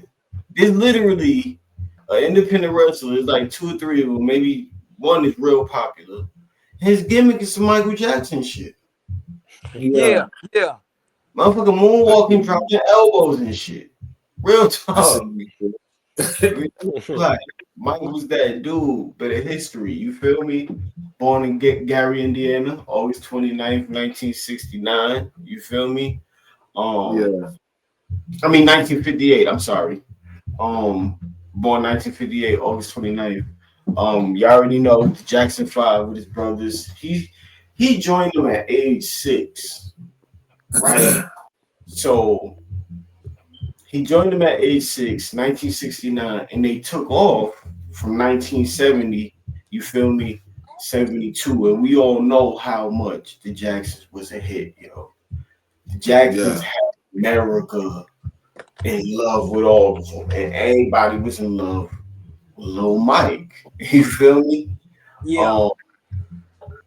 Then they had the hits, ABC, The Love You Save, I'll Be There, Yeah. And then Mike went solo. When Mike went solo, it was crazy. Bro took off the wall. off the wall. A lot of artists had 2 careers. Mike had like 3 careers, bro. Yo, Yeah, for real, 3 like different eras. he literally got different eras. This man is the Undertaker. Oh, some real shit. This man has for real in every era, like 1979 Off the Wall, 1982 Thriller, like you said, best-selling album of all time. Thriller is the best-selling album of all time. We You can feel keep me? going, man. We could talk about Bad. We could talk about You feel Dangerous. me? We could talk about All of that, yo, Invincible in the early 2000s, Invincible. Like this man was like, he got songs with Eve. You feel me? Yeah. He got songs with Akon. Akon, he James been Z. across generations, yo, on some real shit. Like, 8 Grammy wins in one night for Thriller in 1984, yo.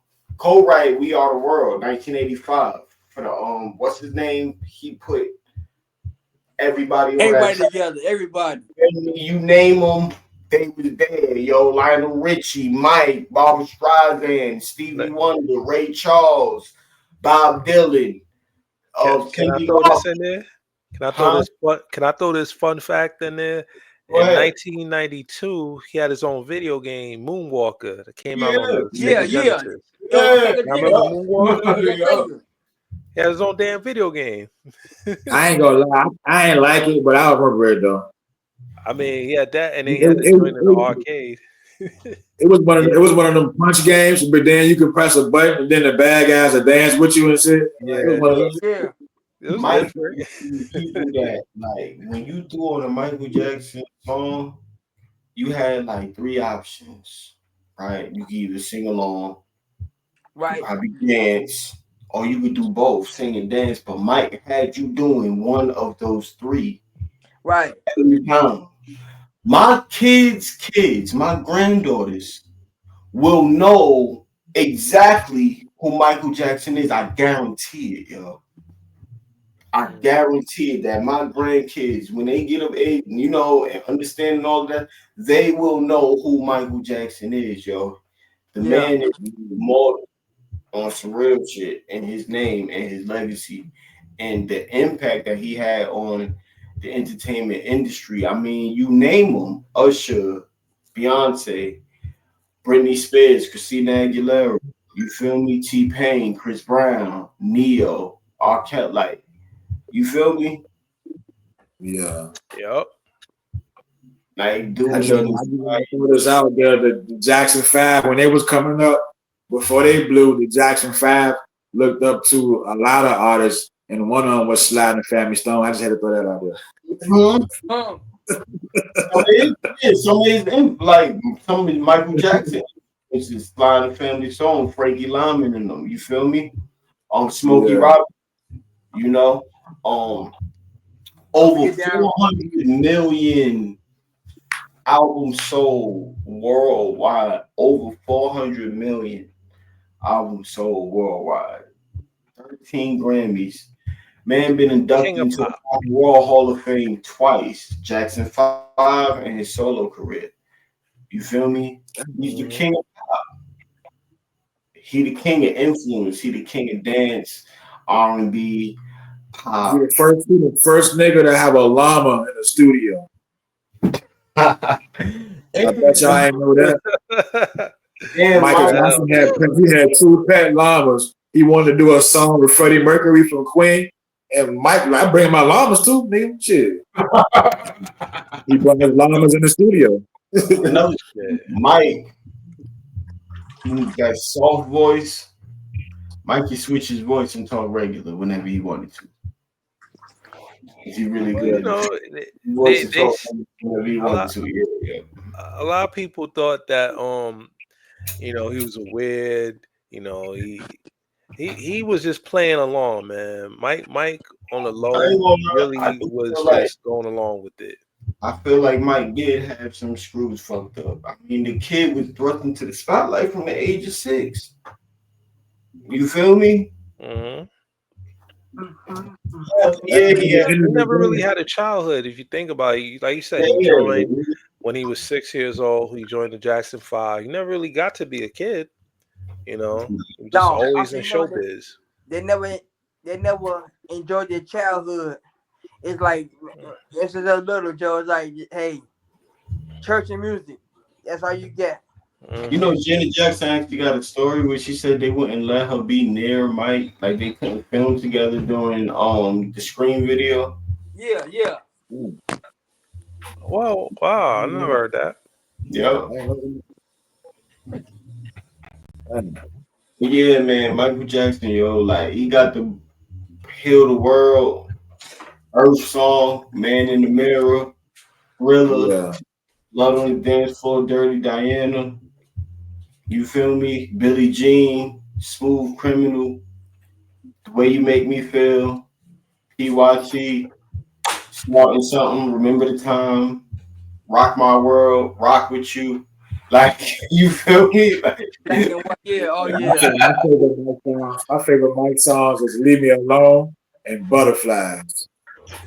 Butterflies is a good one. I love the remix with Eve too, because Eve did her thing on that.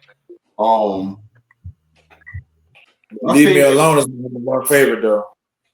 I my say, favorite the song would have to be Human Nature, Man in the Mirror, and man, Rock My World too. I'm sorry. Yeah. Damn, he got so many legendary songs. I don't know, man. If I had to just pick one Mike song, I like all Mike shits, but no. those are my two I was favorites. just about to say the same thing. So I was just about to say the same thing. I'm like, man, any mic track I like all Yeah. this tracks, yo. I love them. Fun fact. Mike might have some screws loose, but you know he a black man because he a hustler. Because he bought the Beatles catalog for $47 million and he sold it to Sony for $750 million. Hustler mentality. And this was in the 80s. 2 fun facts. Eminem dissed Michael Jackson. Michael Jackson went and bought his publishing. Right? Yeah. For real. Mike You ain't just no me. smart I just brother. gonna He a make a smart whole. brother. Real. And the other fun fact is that that song "Sexy Love" by Neo, that was actually written for Michael Jackson. But Michael Jackson actually told Neo, "You keep that one. You feel me? Like that song is for you or whatever." And when you actually listen to the song, oh yeah, this was definitely written for Mike. Yeah.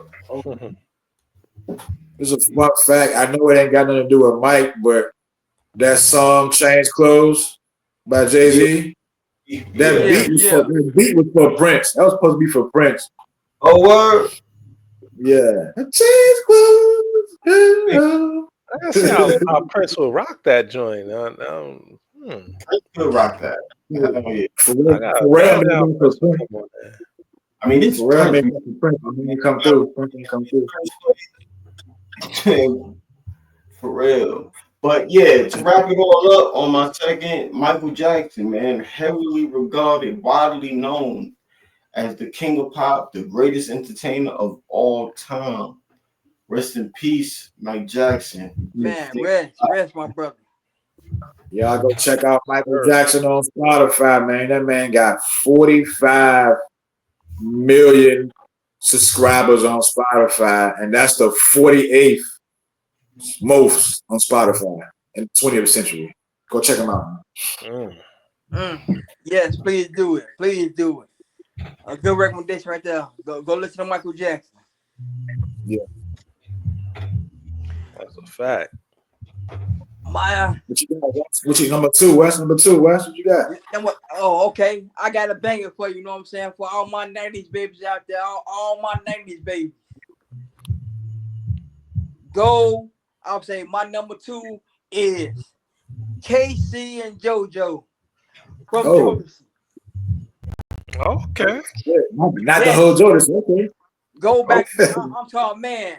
I'm talking, Joe, man. I'm talking, go listen to if you love the movie Life, the soundtrack to Life is from Casey and JoJo. Yeah. They on there. Yeah. Like my favorite Casey and JoJo joint. Like 100 degrees. Somebody done did me wrong. I'm gonna play that shit as soon as we finish. That's my favorite Casey and JoJo joint. That off the Life soundtrack. Yeah. Man too. G, man too. And also, they did. Once again, I'm taking back to the 90s. They did a song with Tupac. How do you want it? How do you want it? Yeah. Oh, another one of West Bangers. Yeah. Classic. Banger. Yo. And I love banger right there. I'm gonna give you another good song. They did with Jodeci. Forever My Lady. Forever My Lady. Oh yeah.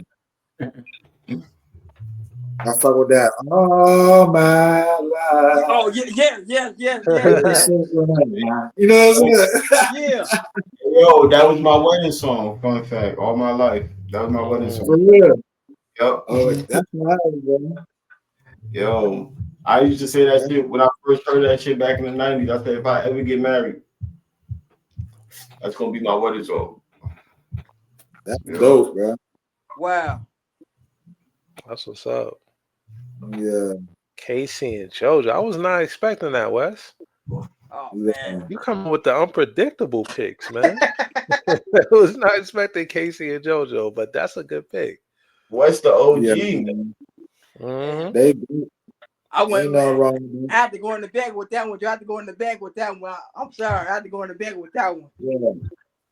Cause Jodeci got 3 albums, all them shit's fire. Casey and JoJo got a joint, that shit fire. So I mean, you can't Yeah, go yeah, wrong with it. yeah, Yup. You know what I'm saying? Solid picks.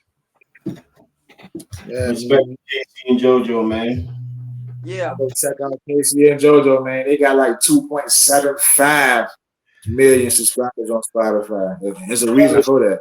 That's a Fellas, lot. man, trying to get your lady back, yo, you can't go wrong with Casey and JoJo. Yeah, yeah. I would say yeah. They was out there in the rain and the leather and the deserts and all of that. They from that era, man. They will help you get your lady back. Holla at Casey Yeah. and JoJo. With them big ass rain boots on, stomping in the rain. Yeah. Yeah, man. Casey and JoJo. Oh man, I'm about to look, man. Y'all go back and listen to all these picks, man. Yeah. This is good Yeah, music. yeah. just added Going Life up Please, Life there, to my yeah. please playlist. do. Please, please, please. I just put Life on my playlist. Mm. All right. My number 2 pick is gonna be.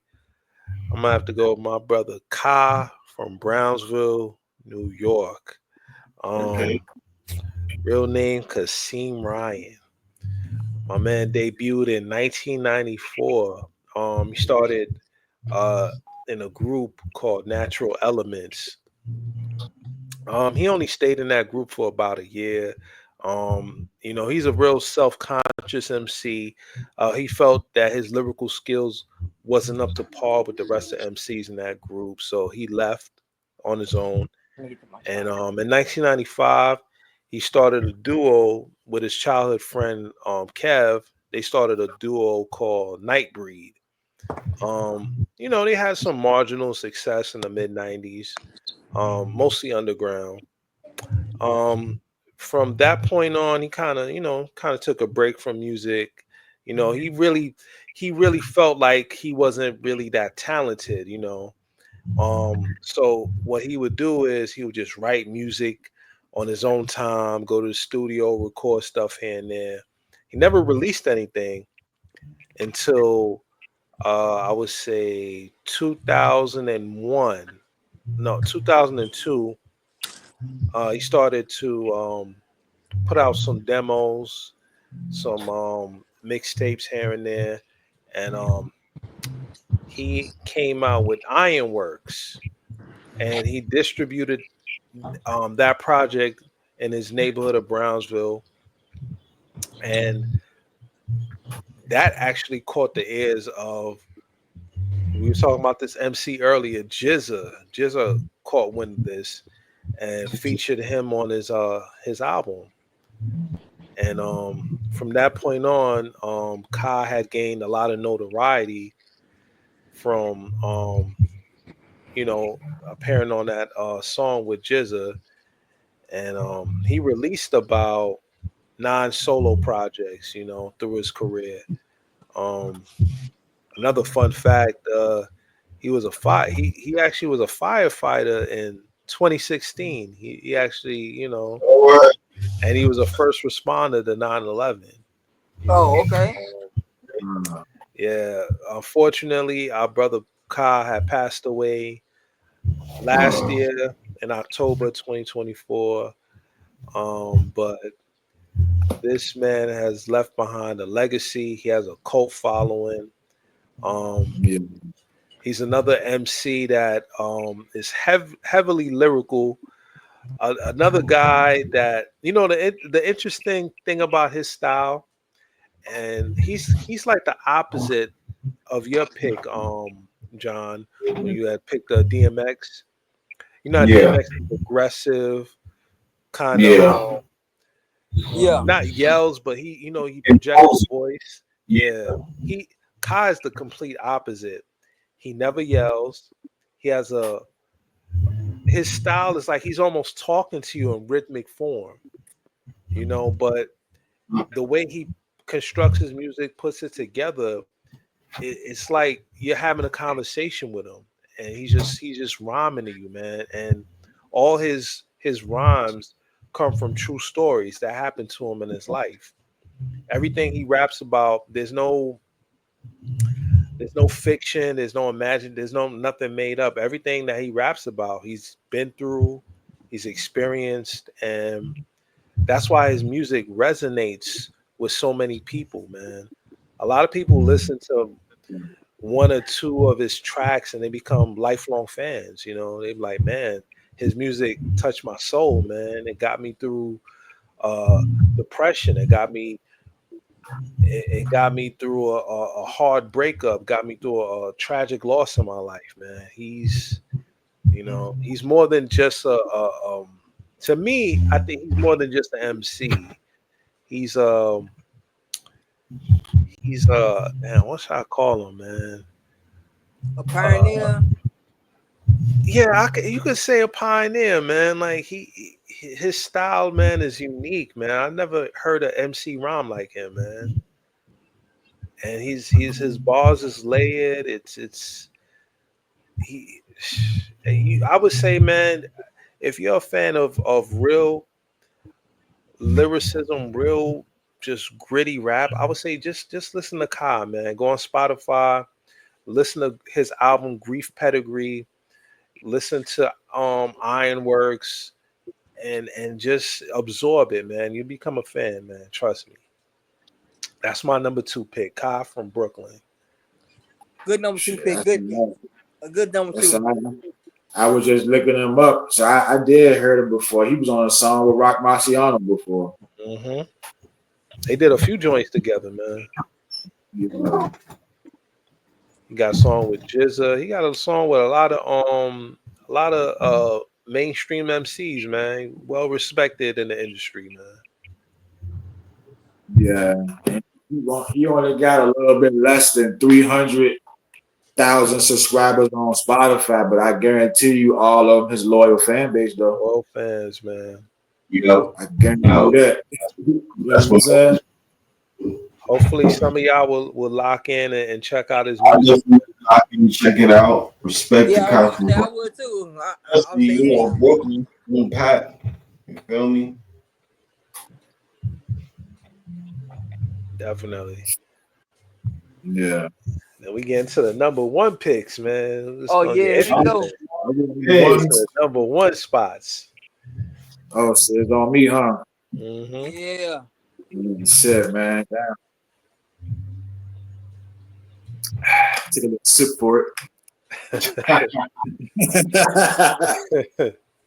Hey, people that know me, they know how I feel about these niggas. They know how I feel about all my picks, but they really know how I feel about these niggas, man. Like, these been my niggas, man. Like, I fuck with Wu-Tang, you know what I'm saying? All that shit, man, but my number 1 artist of all time, and it's another group, and there's 5 of them. I'm talking about, man, Bone Thugs and Harmony. Bone, bone, bone, bone, bone, bone, bone. Tell me what you done. That's for me. You at the crossroads. Why do I stay high? Why do I stay high? I could teach the whole wide world to be a thug in harmony. If I could teach the world to be a thug just like me. Yo. Were they the first one with that sing-songy style? Were there other MCs before them, or did they originate that sound? No, they popularized it. So everybody here, we rap before in studios. Yeah. So when you go to the studio, and people in the comments, listen up. So when you go to the studio and you lay your verse down, you lay another one, right? Yeah. Some people might lay 2. Their third one might be that ad-libs. But most of the time, you're going to lay 2 or 3, right? Yeah. So Bone was the first niggas to lay a joint, and that second one be singing or harmonizing. They was the first niggas to do that. It won't just straight rapping. They rap and harmonize at the same time. So Bone popularized that sound. Yeah, they was like the hip hop counterpart of Boys to Men with that harmonizing shit. Yeah, yeah, yeah. Real talk, like that harmony, how they all just played that part. You know, kind of like that. Y'all remember the movie The Five Heartbeats? Yes, yes. How Duck used to be like that motherfucker. Know I wrote this shit in five harmonization. You feel me? Like they all brought something to that shit. Yo, Bone Thugs was just nice with it, yo, for real.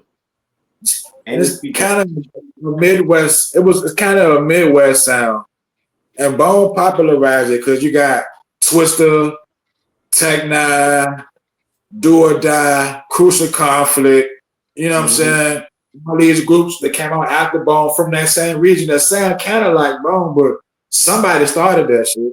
See, back in the 90s, and y'all know, back in the 90s, it was a thing to be original. If you was sounding like somebody else or biting somebody's style, that wasn't cool in there. cool. That wasn't No. cool.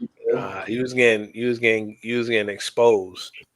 You know what I mean? You was getting kicked out. Niggas wasn't fucking with you. Y'all know. Jacking that shit. We listen to a lot, and I ain't knocking a lot of today's music and rap, but a majority of, not majority, but you will hear a lot of rap nowadays. We got the same kind of flow or cadence to it. You know what I'm saying? Right. Like, Bone don't like that. Bone, they was different. You had in the 90s, you had like the boom bap sound, and then you had the West Coast G funk.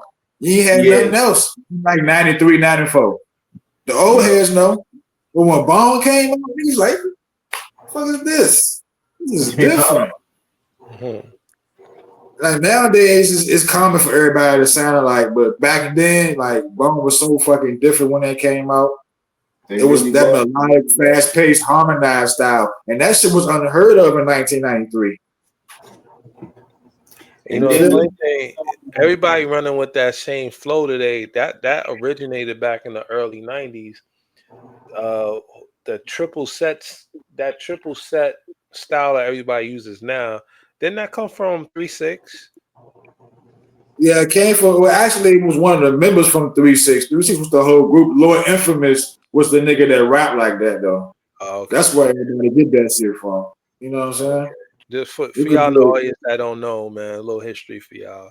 Y'all think this is brand new. Nah, we heard this already. We just like, damn, switch it up though, man.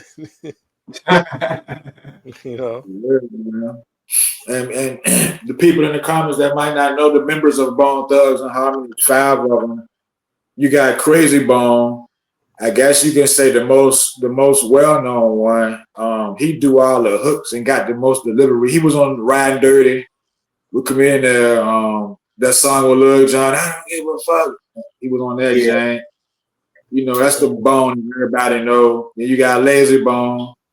To me, he the more lyrical one. He the most consistent. He was the businessman behind Bone Thugs because he had the Mo Thugs label that was Lazy. And then you got Lazy Bone's brother, Flesh Bone. He's like the storyteller of Bone, and he's the fastest one to me. Then you got Wishbone. Wishbone, he bring that street energy and that presence. He don't want, I miss my Uncle Charles, y'all. Yeah. That's Wishbone. And you got Busy Bone. He that high pitched one. He bring that emotional delivery. Busy like old dirty bastard. He unpredictable. I'm gonna miss everybody. I'm gonna miss everybody. You know what I'm saying? So all 5 of them bring something different. You know what I'm saying to me. And Bone for me, to me, Bone is like it's that first group that showed me that I can be street and spiritual at the same time. Yeah. Like I can mourn, I can rep my hood, and I can reach for something higher, all in the same verse. That's what Bone did for me. You know what I'm saying? That flows was melodic, it was emotional, it was fast at that time. Now everybody's fast, but back in the 90s, at that time it was fast. It's like it was like poetry for me. It gave me music to ride to. I rode to it. I cried to it. I'll be thinking about shit to it. It's like a part of the it was like a part of a foundation for me. Bone was so fucking different back then. All 5 of them, their voices was like spirits for me. When I picked that East 99 Eternal, that's my favorite Bone album. I put that in, it's like a spirit to me. That's what talk to me. It was discovered by Eazy-E. Right. Yeah. Yeah. Eazy-E put him on. Yep. Easy put him on. Yep. Easy put him on. Yeah, the talent. They Eazy-E had a show in Cleveland, and Bone went up to the show, but they missed him. Easy went back to LA. Fleshbone was working at KFC. Them niggas hustling, selling weed, They scraped up one-way bus tickets to LA. They ain't had no way of getting back. They scraped up one-way bus tickets to LA, went to LA, was fucking around, found Easy at the show. They spit for him backstage, got signed right there off a one-way bus ticket. And they hustled the money to get the tickets real quick because Easy just left Cleveland. I mean, we know their main songs, but they talk about that. They talk about life, death, love, survival, harmony. You know what I'm saying? So, like, man, you know what I mean? They got six platinum albums, 1 gold album, and one of those platinum albums was 4 times platinum. Let's talk about numbers. They sold 50 million records worldwide. Yeah, four times. That's no easy feat, man, to sell 4 mil back then. Bone Thugs and Harmony. Everybody know Bone Thugs, yo. Everybody don't know Bone Thugs. Biggie had to do it. They know Bone Thugs. And they won a Grammy too. And they beat one of the Beatles records and they won a Grammy. Just want to throw that out there too. Can we give it up for Black excellence? Man, the fist up for Bone Thugs, man. A couple of songs to go check out by Bone Thugs. My personal favorites. One is called Down 71, The Getaway. That is the name of a highway out there in Ohio. It's like a getaway story. They just telling details of a crime scene. Of those people who like storytelling raps and shit, check that one out. And it's another song called Righteous Ones, featuring a group of girls called David's Daughters. It's just talking about spiritual warfare, just surviving, trying to make it, trying to be righteous. It's more of a positive type jam. Okay. Shout out to Bone Thugs, man. They got 6 million records on Spotify or followers. I want to suggest 2. Art of War, Tupac Shakur, Bone Thugs, and Notorious Thugs, Biggie and Bone Thugs. Oh, yeah. On both of those tracks, yo, with both Pac and Big, they went off, man. Real talk. Art of War is actually the name of the album. The name of the track with Pac is called Thug Love. Thug Love. You're right. Art of War is the album. Thug Love is the song. Yep. That Art of War album went 2 times platinum, by the way. But you know, hard living, blind to the fact. Which brings me into my number one. Tupac Amaru Shakur, man. Pac wasn't just a rapper. Pac was a symbol, resistance, you feel me? Uncompromising, struggle, Black empowerment, Black pride. This is a kid that grew up within the Black Panther movement. Literally grew up within the Black Panther movement. You feel me? He studied poetry and acting in high school, Baltimore School for the Arts. You feel me? Yeah. Starred, did the little play Raising in the Sun. He got songs like Brenda's got like the thing about Pac is like for Hit 'Em Up, you got Brenda's Got a Baby, right? Right. For Yeah. from Hail Mary, you got Unconditional Love. For Unconditional. Death Around the Corner, you got Shed So Many Tears. You know, California Yeah. Love Against the World. Like,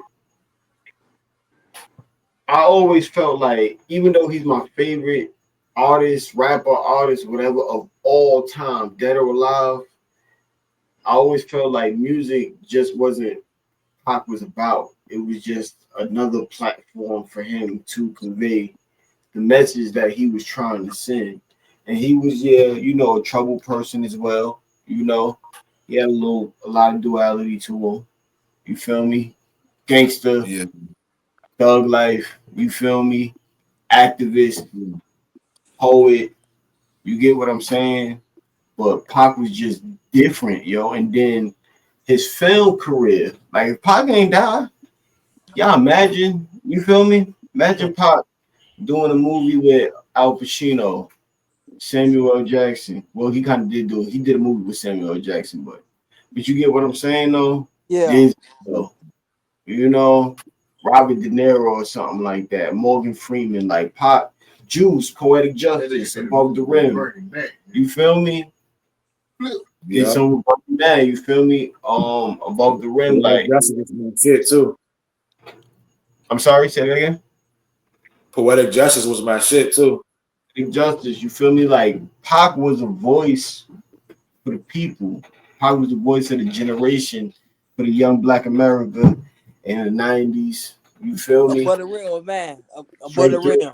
Sold 75 million records worldwide, yo. Is responsible for one of the greatest diss songs of all times with Hit 'Em Up, right? The most controversial and most polarizing rap beef in rap history. You feel me? He was inducted into the Rock and Roll Hall of Fame in 2017. This man has inspired people like Kendrick, J. Cole, Eminem. You feel me?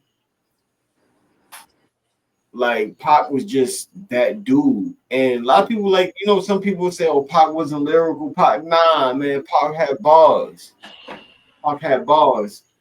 Pac had crowd presence, energy. You feel me? This dude had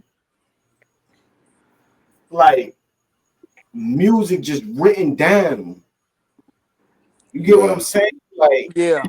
songs for days, could literally go in the studio and lay down 2 albums easy. Recorded over 150 songs in 1 year, man.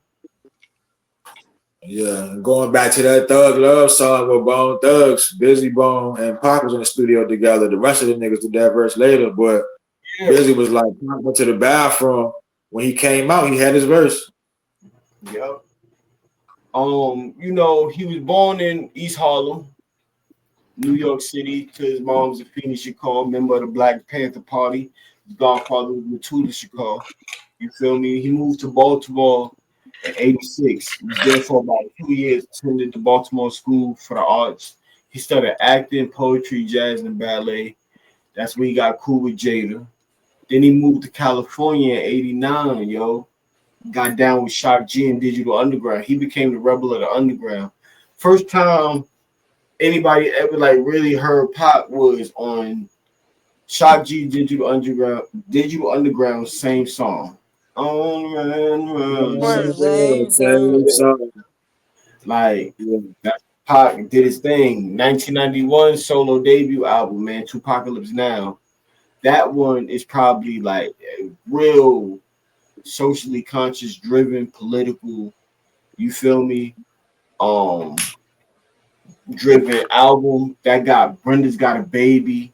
It got Trapped, one of my favorite songs of Pop Trapped. Me Against the World.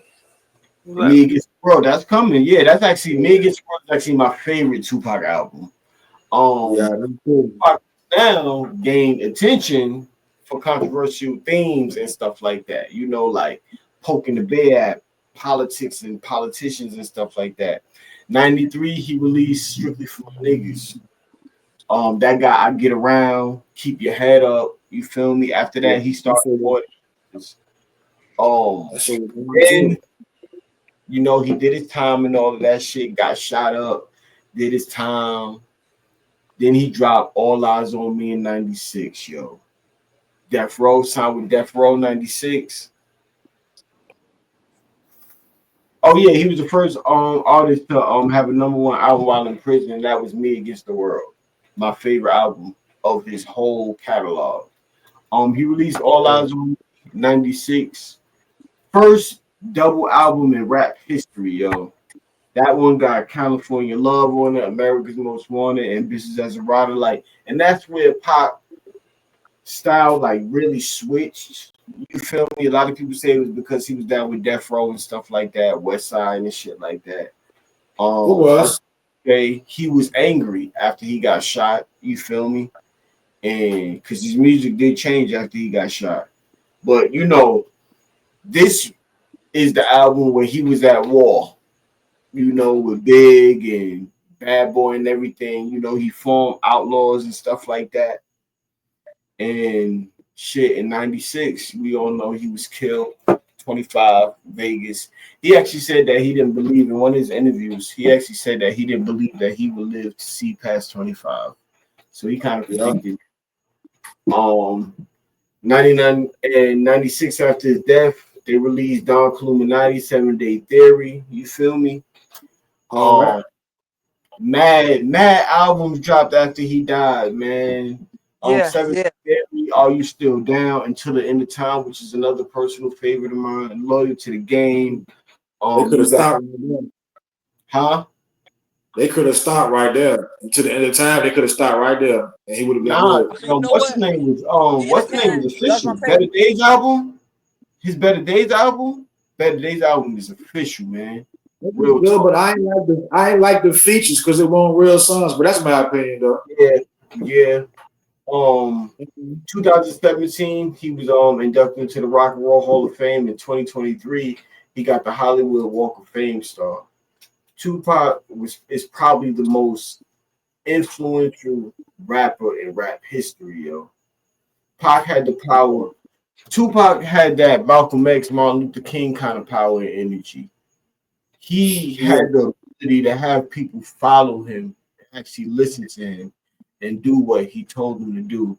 And he was dangerous because with that power for a long time, he was preaching to fight past oppression, and he wasn't really with the turn the other cheek. He was challenging us as ourselves as well. He was also challenging us to do better in what we had to do and stuff like that. So pop yeah. music always resonated with me. His music always made me think. It made me feel unconditional love, shed so many tears until the end of time. I ain't mad Yeah. at you. You feel me? They don't give a fuck about us. Dear Mr. President, I love that song, Dear Mr. Oh yeah, President. Like Brenda's got a baby. You know, Shorty yeah, wanna be a mama. thug. Shorty Oh wanna yeah, be a thug. Legit. When I listen to Shorty Wanna Be a Thug and I listen to Little Homies, that shit remind me of me and my brother, how we was coming up. And here's a story about my little homie, straight thugging little bag young motherfucker. Gotta love him. You feel me? I like Like, last motherfucker breathing and letter to my unborn until the end of time. letter to my unborn child for real. Letter to my firstborn child is official too. yeah. Uh, I wonder if heaven got a ghetto. Oh yeah, Like, that's nothing but you yeah, know, can you get away? Death around the corner. You know, like Yeah. I could go on. Picture me rolling. So much pain. Like I could go on and on. Like Pop was just that dude to me, man. Most influential, one of the realest, and I personally believe that he was actually the real, true last black activist that we had speaking for us. yeah. Yeah. And fun fact, real quick, on that Me Against the World album, there's a song on there called Temptations. Yeah. I know you've Baby, been I know waiting so much. if you only The yeah. drum, the drum line on that joint is a sample from Sly The Family Stone called a song called "Sing a Simple Song." Word. Yeah, just a little fun fact, real quick. Word. Yeah, But that's my number one, man. The immortal one, Tupac Shakur, man. Oh shouts man, out to you know what? Tupac, man. Since It's a since my legendary pick. since my brother had was on the West Coast, you know what? I'm gonna stay on the West Coast with him. My number one pick, my number one favorite artist is he did a song with the guy that just got done talking. Snoop Dogg, Snoop, okay. the Snoop, dog father. Snoop Lion. Man, I'll say, man, I can sit in the house, Joe. I can Snoop sit Doggy Dogg. in the house, Joe, sit in the car, you know what I'm saying? Put a Snoop Dogg song on, and I can just sit there and vibe out. I can listen to his first his first album he did, Gin and Juice. And just sit there and just vibe out the Snoop Dogg. Just vibe out. And oh, I can't forget the other song he did. The Chronic album. Yeah. And Yeah. and Yeah, he was on the joint. That was Dre album. yeah, He yeah, was yeah, on it. right, yeah, right, right, yeah, right. He was on the joint. And Doggy the song he Style, did right? with That was the Tupac. first album. The song he did with Tupac. Two of America's Most Wanted. America's Most Wanted. Yeah. Yeah. Yeah, you know, Good Yeah. Snoop voice, man. is Doggy Style, veteran. man. Classic. Classic Um, Yeah. album. Snoop has stood the test of time. Snoop is another polarizing person. A lot of people do not like Snoop. They think he's fake. We got to go there. I respect Snoop, what he do, how far he came, what he done, and stuff like that. He a household name. Snoop is one of the people that has have managed to reshape his image. You And feel me? Snoop is the most famous rapper in the world. Go argue with a brick wall. For real, you like know, he managed to reshape his yeah. image, and Yeah. You know, the thing, he kind of infiltrated white culture. You yeah, know, Yeah. he did what a lot of rappers struggle with. He crossed yeah, over into that mainstream white America world where, I mean, he's kind of known for um just the weed guy, the getting high, but you know, he's Right, also known yeah. for I'll say his trick. he gave you good songs like I'll say um the song he did with Pharrell. oh, What, what's the name of that what, joint? beautiful? Um Drop it like it's hot. Drop it like it's yeah, hot. yeah, yeah. Yeah, Drop it like it's hot. Drop it like it's hot. He said Yeah. with a blue rag to the left side. That's the Yeah, something. right. You That's the know? Crip side. Yeah. yeah. That's another thing. Like he is the most famous Crip, and it's crazy because like you know the gang culture, black gang culture, is vilified. You know there is good reasons for that. There's bad reasons for that. You feel me? But Yeah. widely is vilified. But here you have a known notorious Crip. Like they used to say that shit in articles about him. Notorious Crip nigga. I mean not Crip nigga, but notorious Crip rapper. You feel me? Yeah. Snoop Dogg. You know, like, and he's widely accepted. He on ABC daytime shows, cooking Thanksgiving dinner with With Martha Martha Stewart. Stewart. You feel me? He in the Speaking pistachio of and the T-Mobile commercials with Paris Hilton in them. You know? yeah. Yeah, he's from Speaking of Crips, my favorite Snoop album is the Blue Carpet Treatment that Yeah. came out Yeah. in 2006. And my favorite song on there is called Imagine. And it's produced by Dr. Dre, and they got D'Angelo on the hook. and Dre got a verse on there too. That album is known from that song with Akon. I wanna love you, love you. I Yeah. Yeah. I know That's exactly what you're talking amazing. about. What was that joint that Snoop? Remember, for a while, right? There was a period where people were kind of ragging on Snoop because he was like not really coming with the lyrics like that. He was kind of like half-assing it on his verses and shit. Snoop has openly said that he got a lot of people to start writing his stuff for. Yeah, Yeah. but there was a single I can't remember the name of the single, What was it? Sensual Seduction? Sensual Seduction, where Dre had talked to him. Even Dre had mentioned like, bro, you kind of slacking. And Snoop took that to heart, and then that the end product was Sensual Seduction. That was the history behind that. And I fuck with that Jay though. Yeah, I dude, do it's Yeah, cool. too. I yeah. like it. I I'll that say joint. for for for some of my old heads out there, know what I'm saying, Joe. He did the he did the remix of PIMP with 50 Cent. 50, yeah. Yeah. That Snoop is joint a is great. tough. Snoop will always get respect from Master P for reviving his career. And when Snoop Yeah, left yeah, us, yeah, yeah, yeah. straight to the limit. P gave him $1 million. Like, here, bro, take that, get in the studio, and then he made that song with C Murder. Yeah. But down for the niggas. Nick. What the hell, that Down for my niggas. nigga? You know what I'm saying? That was Yo, all that last How long movie was he album. on No Limit though? He was like hey, what, yo, 2 is Snoop albums? Yeah, 2 albums.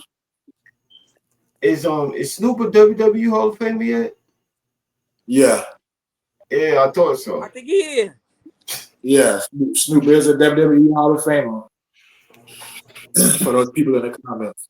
Like for real, like this man jumps through. It's like he jumped through multiverses and shit like that easily. Some real shit. Yeah, you know what? I just had a crazy ass thought, man. It's a little left, but it kind of relates to it. Oh, who has seen Game of Death with Bruce Lee? Y'all remember that movie with Bruce I Lee? think I do. Yeah. All right, remember that part? Remember that part with Kareem Abdul-Jabbar? He's like the final villain. Yeah. On Bruce Lee chest. Yeah, the big ass footprint. I always thought if they remade that movie, Snoop Dogg would be the perfect Hell no. Kareem Abdul. He's just as tall, the same length. Ain't nobody backing that. Nobody is respecting that, bro. I'm telling you right now. Nah, I'm telling you, I can see it, man. Snoop gonna always be Calvin from Baby Boy, man. Yeah, I would say he could bulk up a little. Could hit the gym. Yeah. Shouts out to Snoop, man. Going back to Pac. Pac got 25 million subscribers on Spotify. Snoop got 30 mil, man. That's 55 million between both of them West Coast legends, man. Y'all check the niggas out on Spotify, man. Yeah, man. Is he Snoop Dogg or Snoop Lion now? Did he change his name back? Man, he changed his name to Dogg because so many times, you know what I'm saying, Joe? I just call him Snoop Dogg. Yeah, that's a whole different conversation. The Roster Fire got into his ass and made him change his name back. They don't play that shit. But they take that to real serious. So it ain't work out for Snoop. He changed his name back. Oh, yikes! All right. Let me see. We get to my number one pick. I'm gonna have to go with a Hall of Famer, a legend of legends, if that's even possible. Probably the best lyricist that ever lived in hip hop. All right. I'm gonna have to go with Nasir Jones from Queens, New York. You'll get no argument here. You'll get no argument here, B.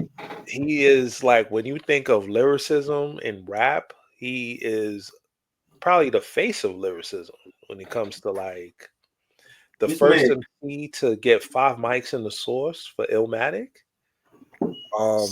10 years old, At 18, 18. but he started.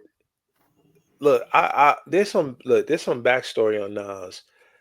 This is coming from his brother Jungle. He said that Nas never really came outside like that. He spent most of his time writing rhymes.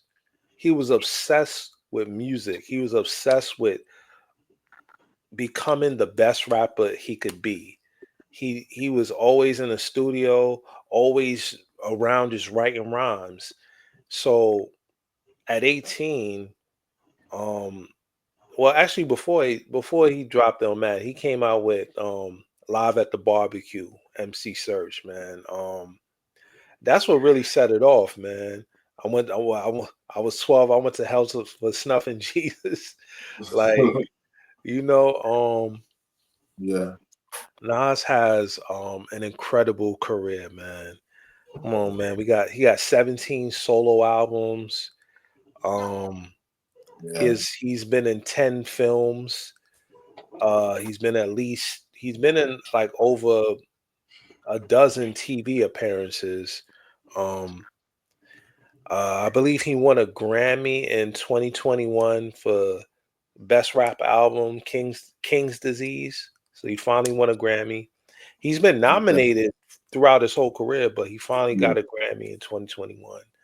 Um, I mean, what more can I say about Nas, man? Worked with every legendary artist. Backwards, B. Uh, Man, story backwards, yo.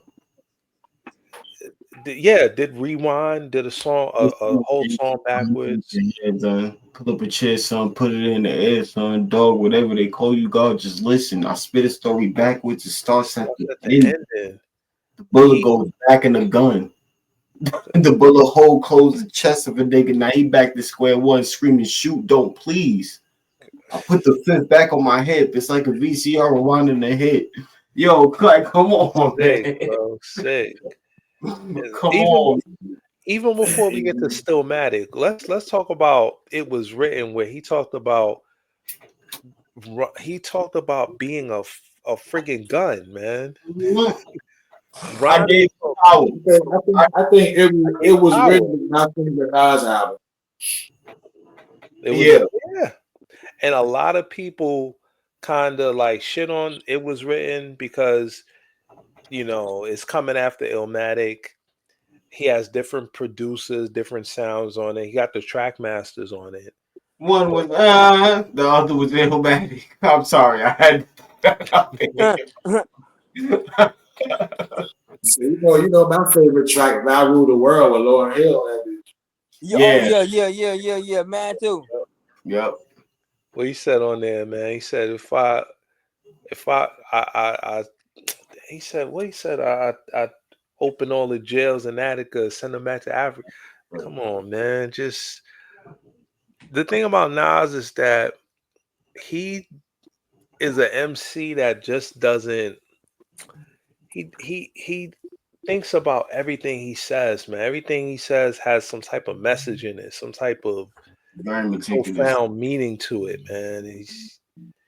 He doesn't really spit superficial rhymes like that. You would have to really search to find a track where he just talking about nothing, like Nas is up there, man. One of the goats on Yeah. my Mount Rushmore of MCs. Agreed. Like I said, no argument here. Agreed. Yeah. I mean, to Back to me, God's son. You feel me? Godson, I'm a blues player, man. yeah, son of a blues player. A couple of my other favorite songs from Nas is that joint on the album, "Life Is What You Make It," nigga. I'ma take it with DMX and my Book of Rhymes. The only thing, man, I don't know if y'all know the backstory to this. I'm gonna be real brief because I know they kind of going in for a minute. Um, his third album, I Am, it was supposed to be a double disc, but it got bootlegged heavily. It got bootlegged to the point where he had to go back in the studio and record some of those later tracks, like the joint he got with DMX on there, Small World, a couple other joints.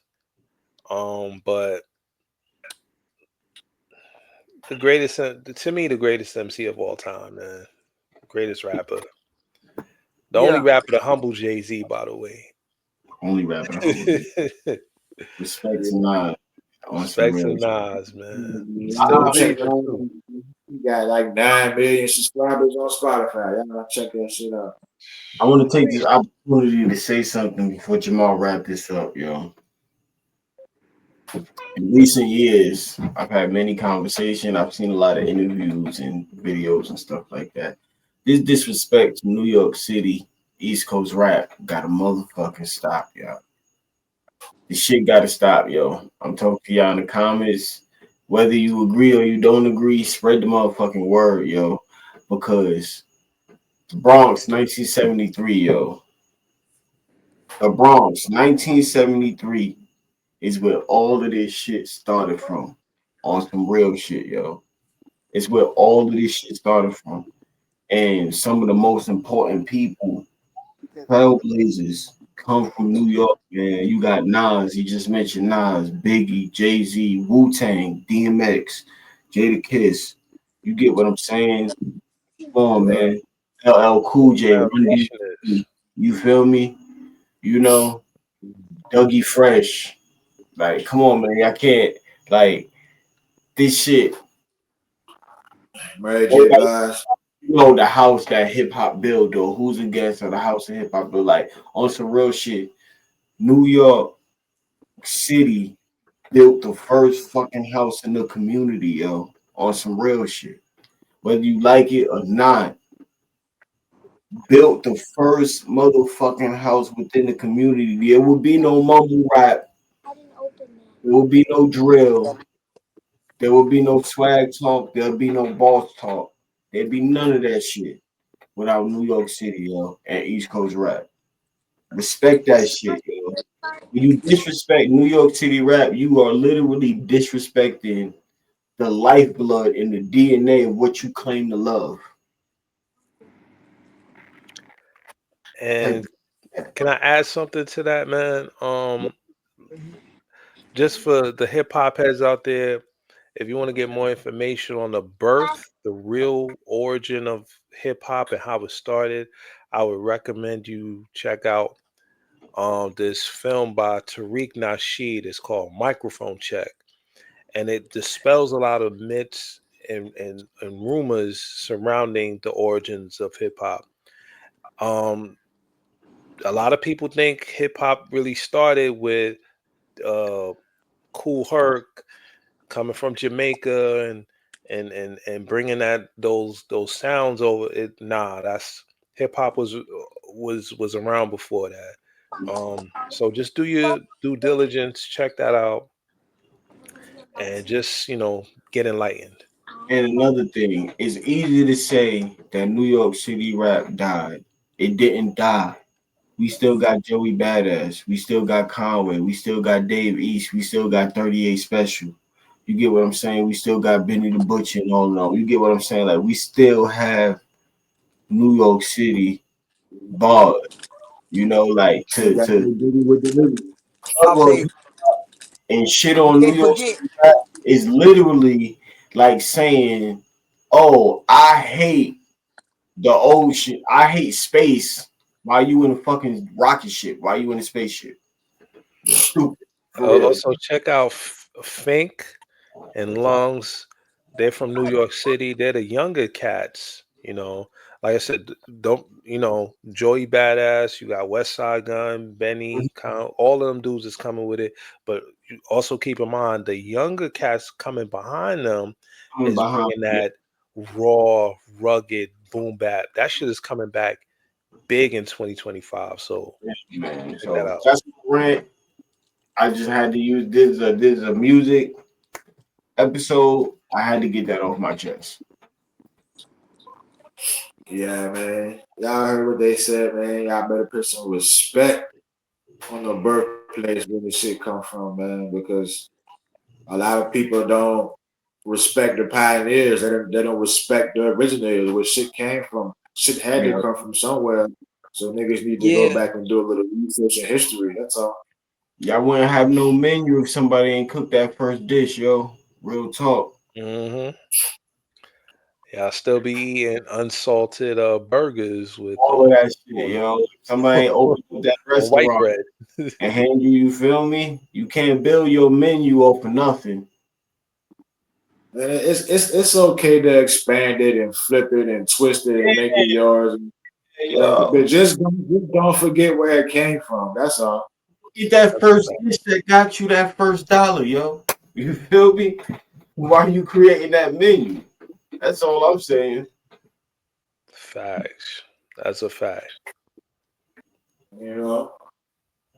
But yeah, we gonna head up out of here with all our selections today. I think all our selections probably crossed over 1 billion streams in Spotify. So Yeah. you know what I'm saying? Yeah, I mean, That each ain't one no of us cheap got shit. our own different takes on hip hop. You know, I felt like every one of us kind of branched off into a lot of different subgenres of hip hop. Yeah. Yeah. Yeah, Great or list. a lot of genres in general. But check us out on the next episode of the smoking section. We're gonna do our top 5 favorite superheroes of all time, and Okay. we're gonna do an episode of Black Popcorn in between. We'll catch you next time. We're running long. I am Jamar for John, for Gary, and for Wes. Good night and good fight, everybody. I don't know where I heard that from. I heard it from somewhere.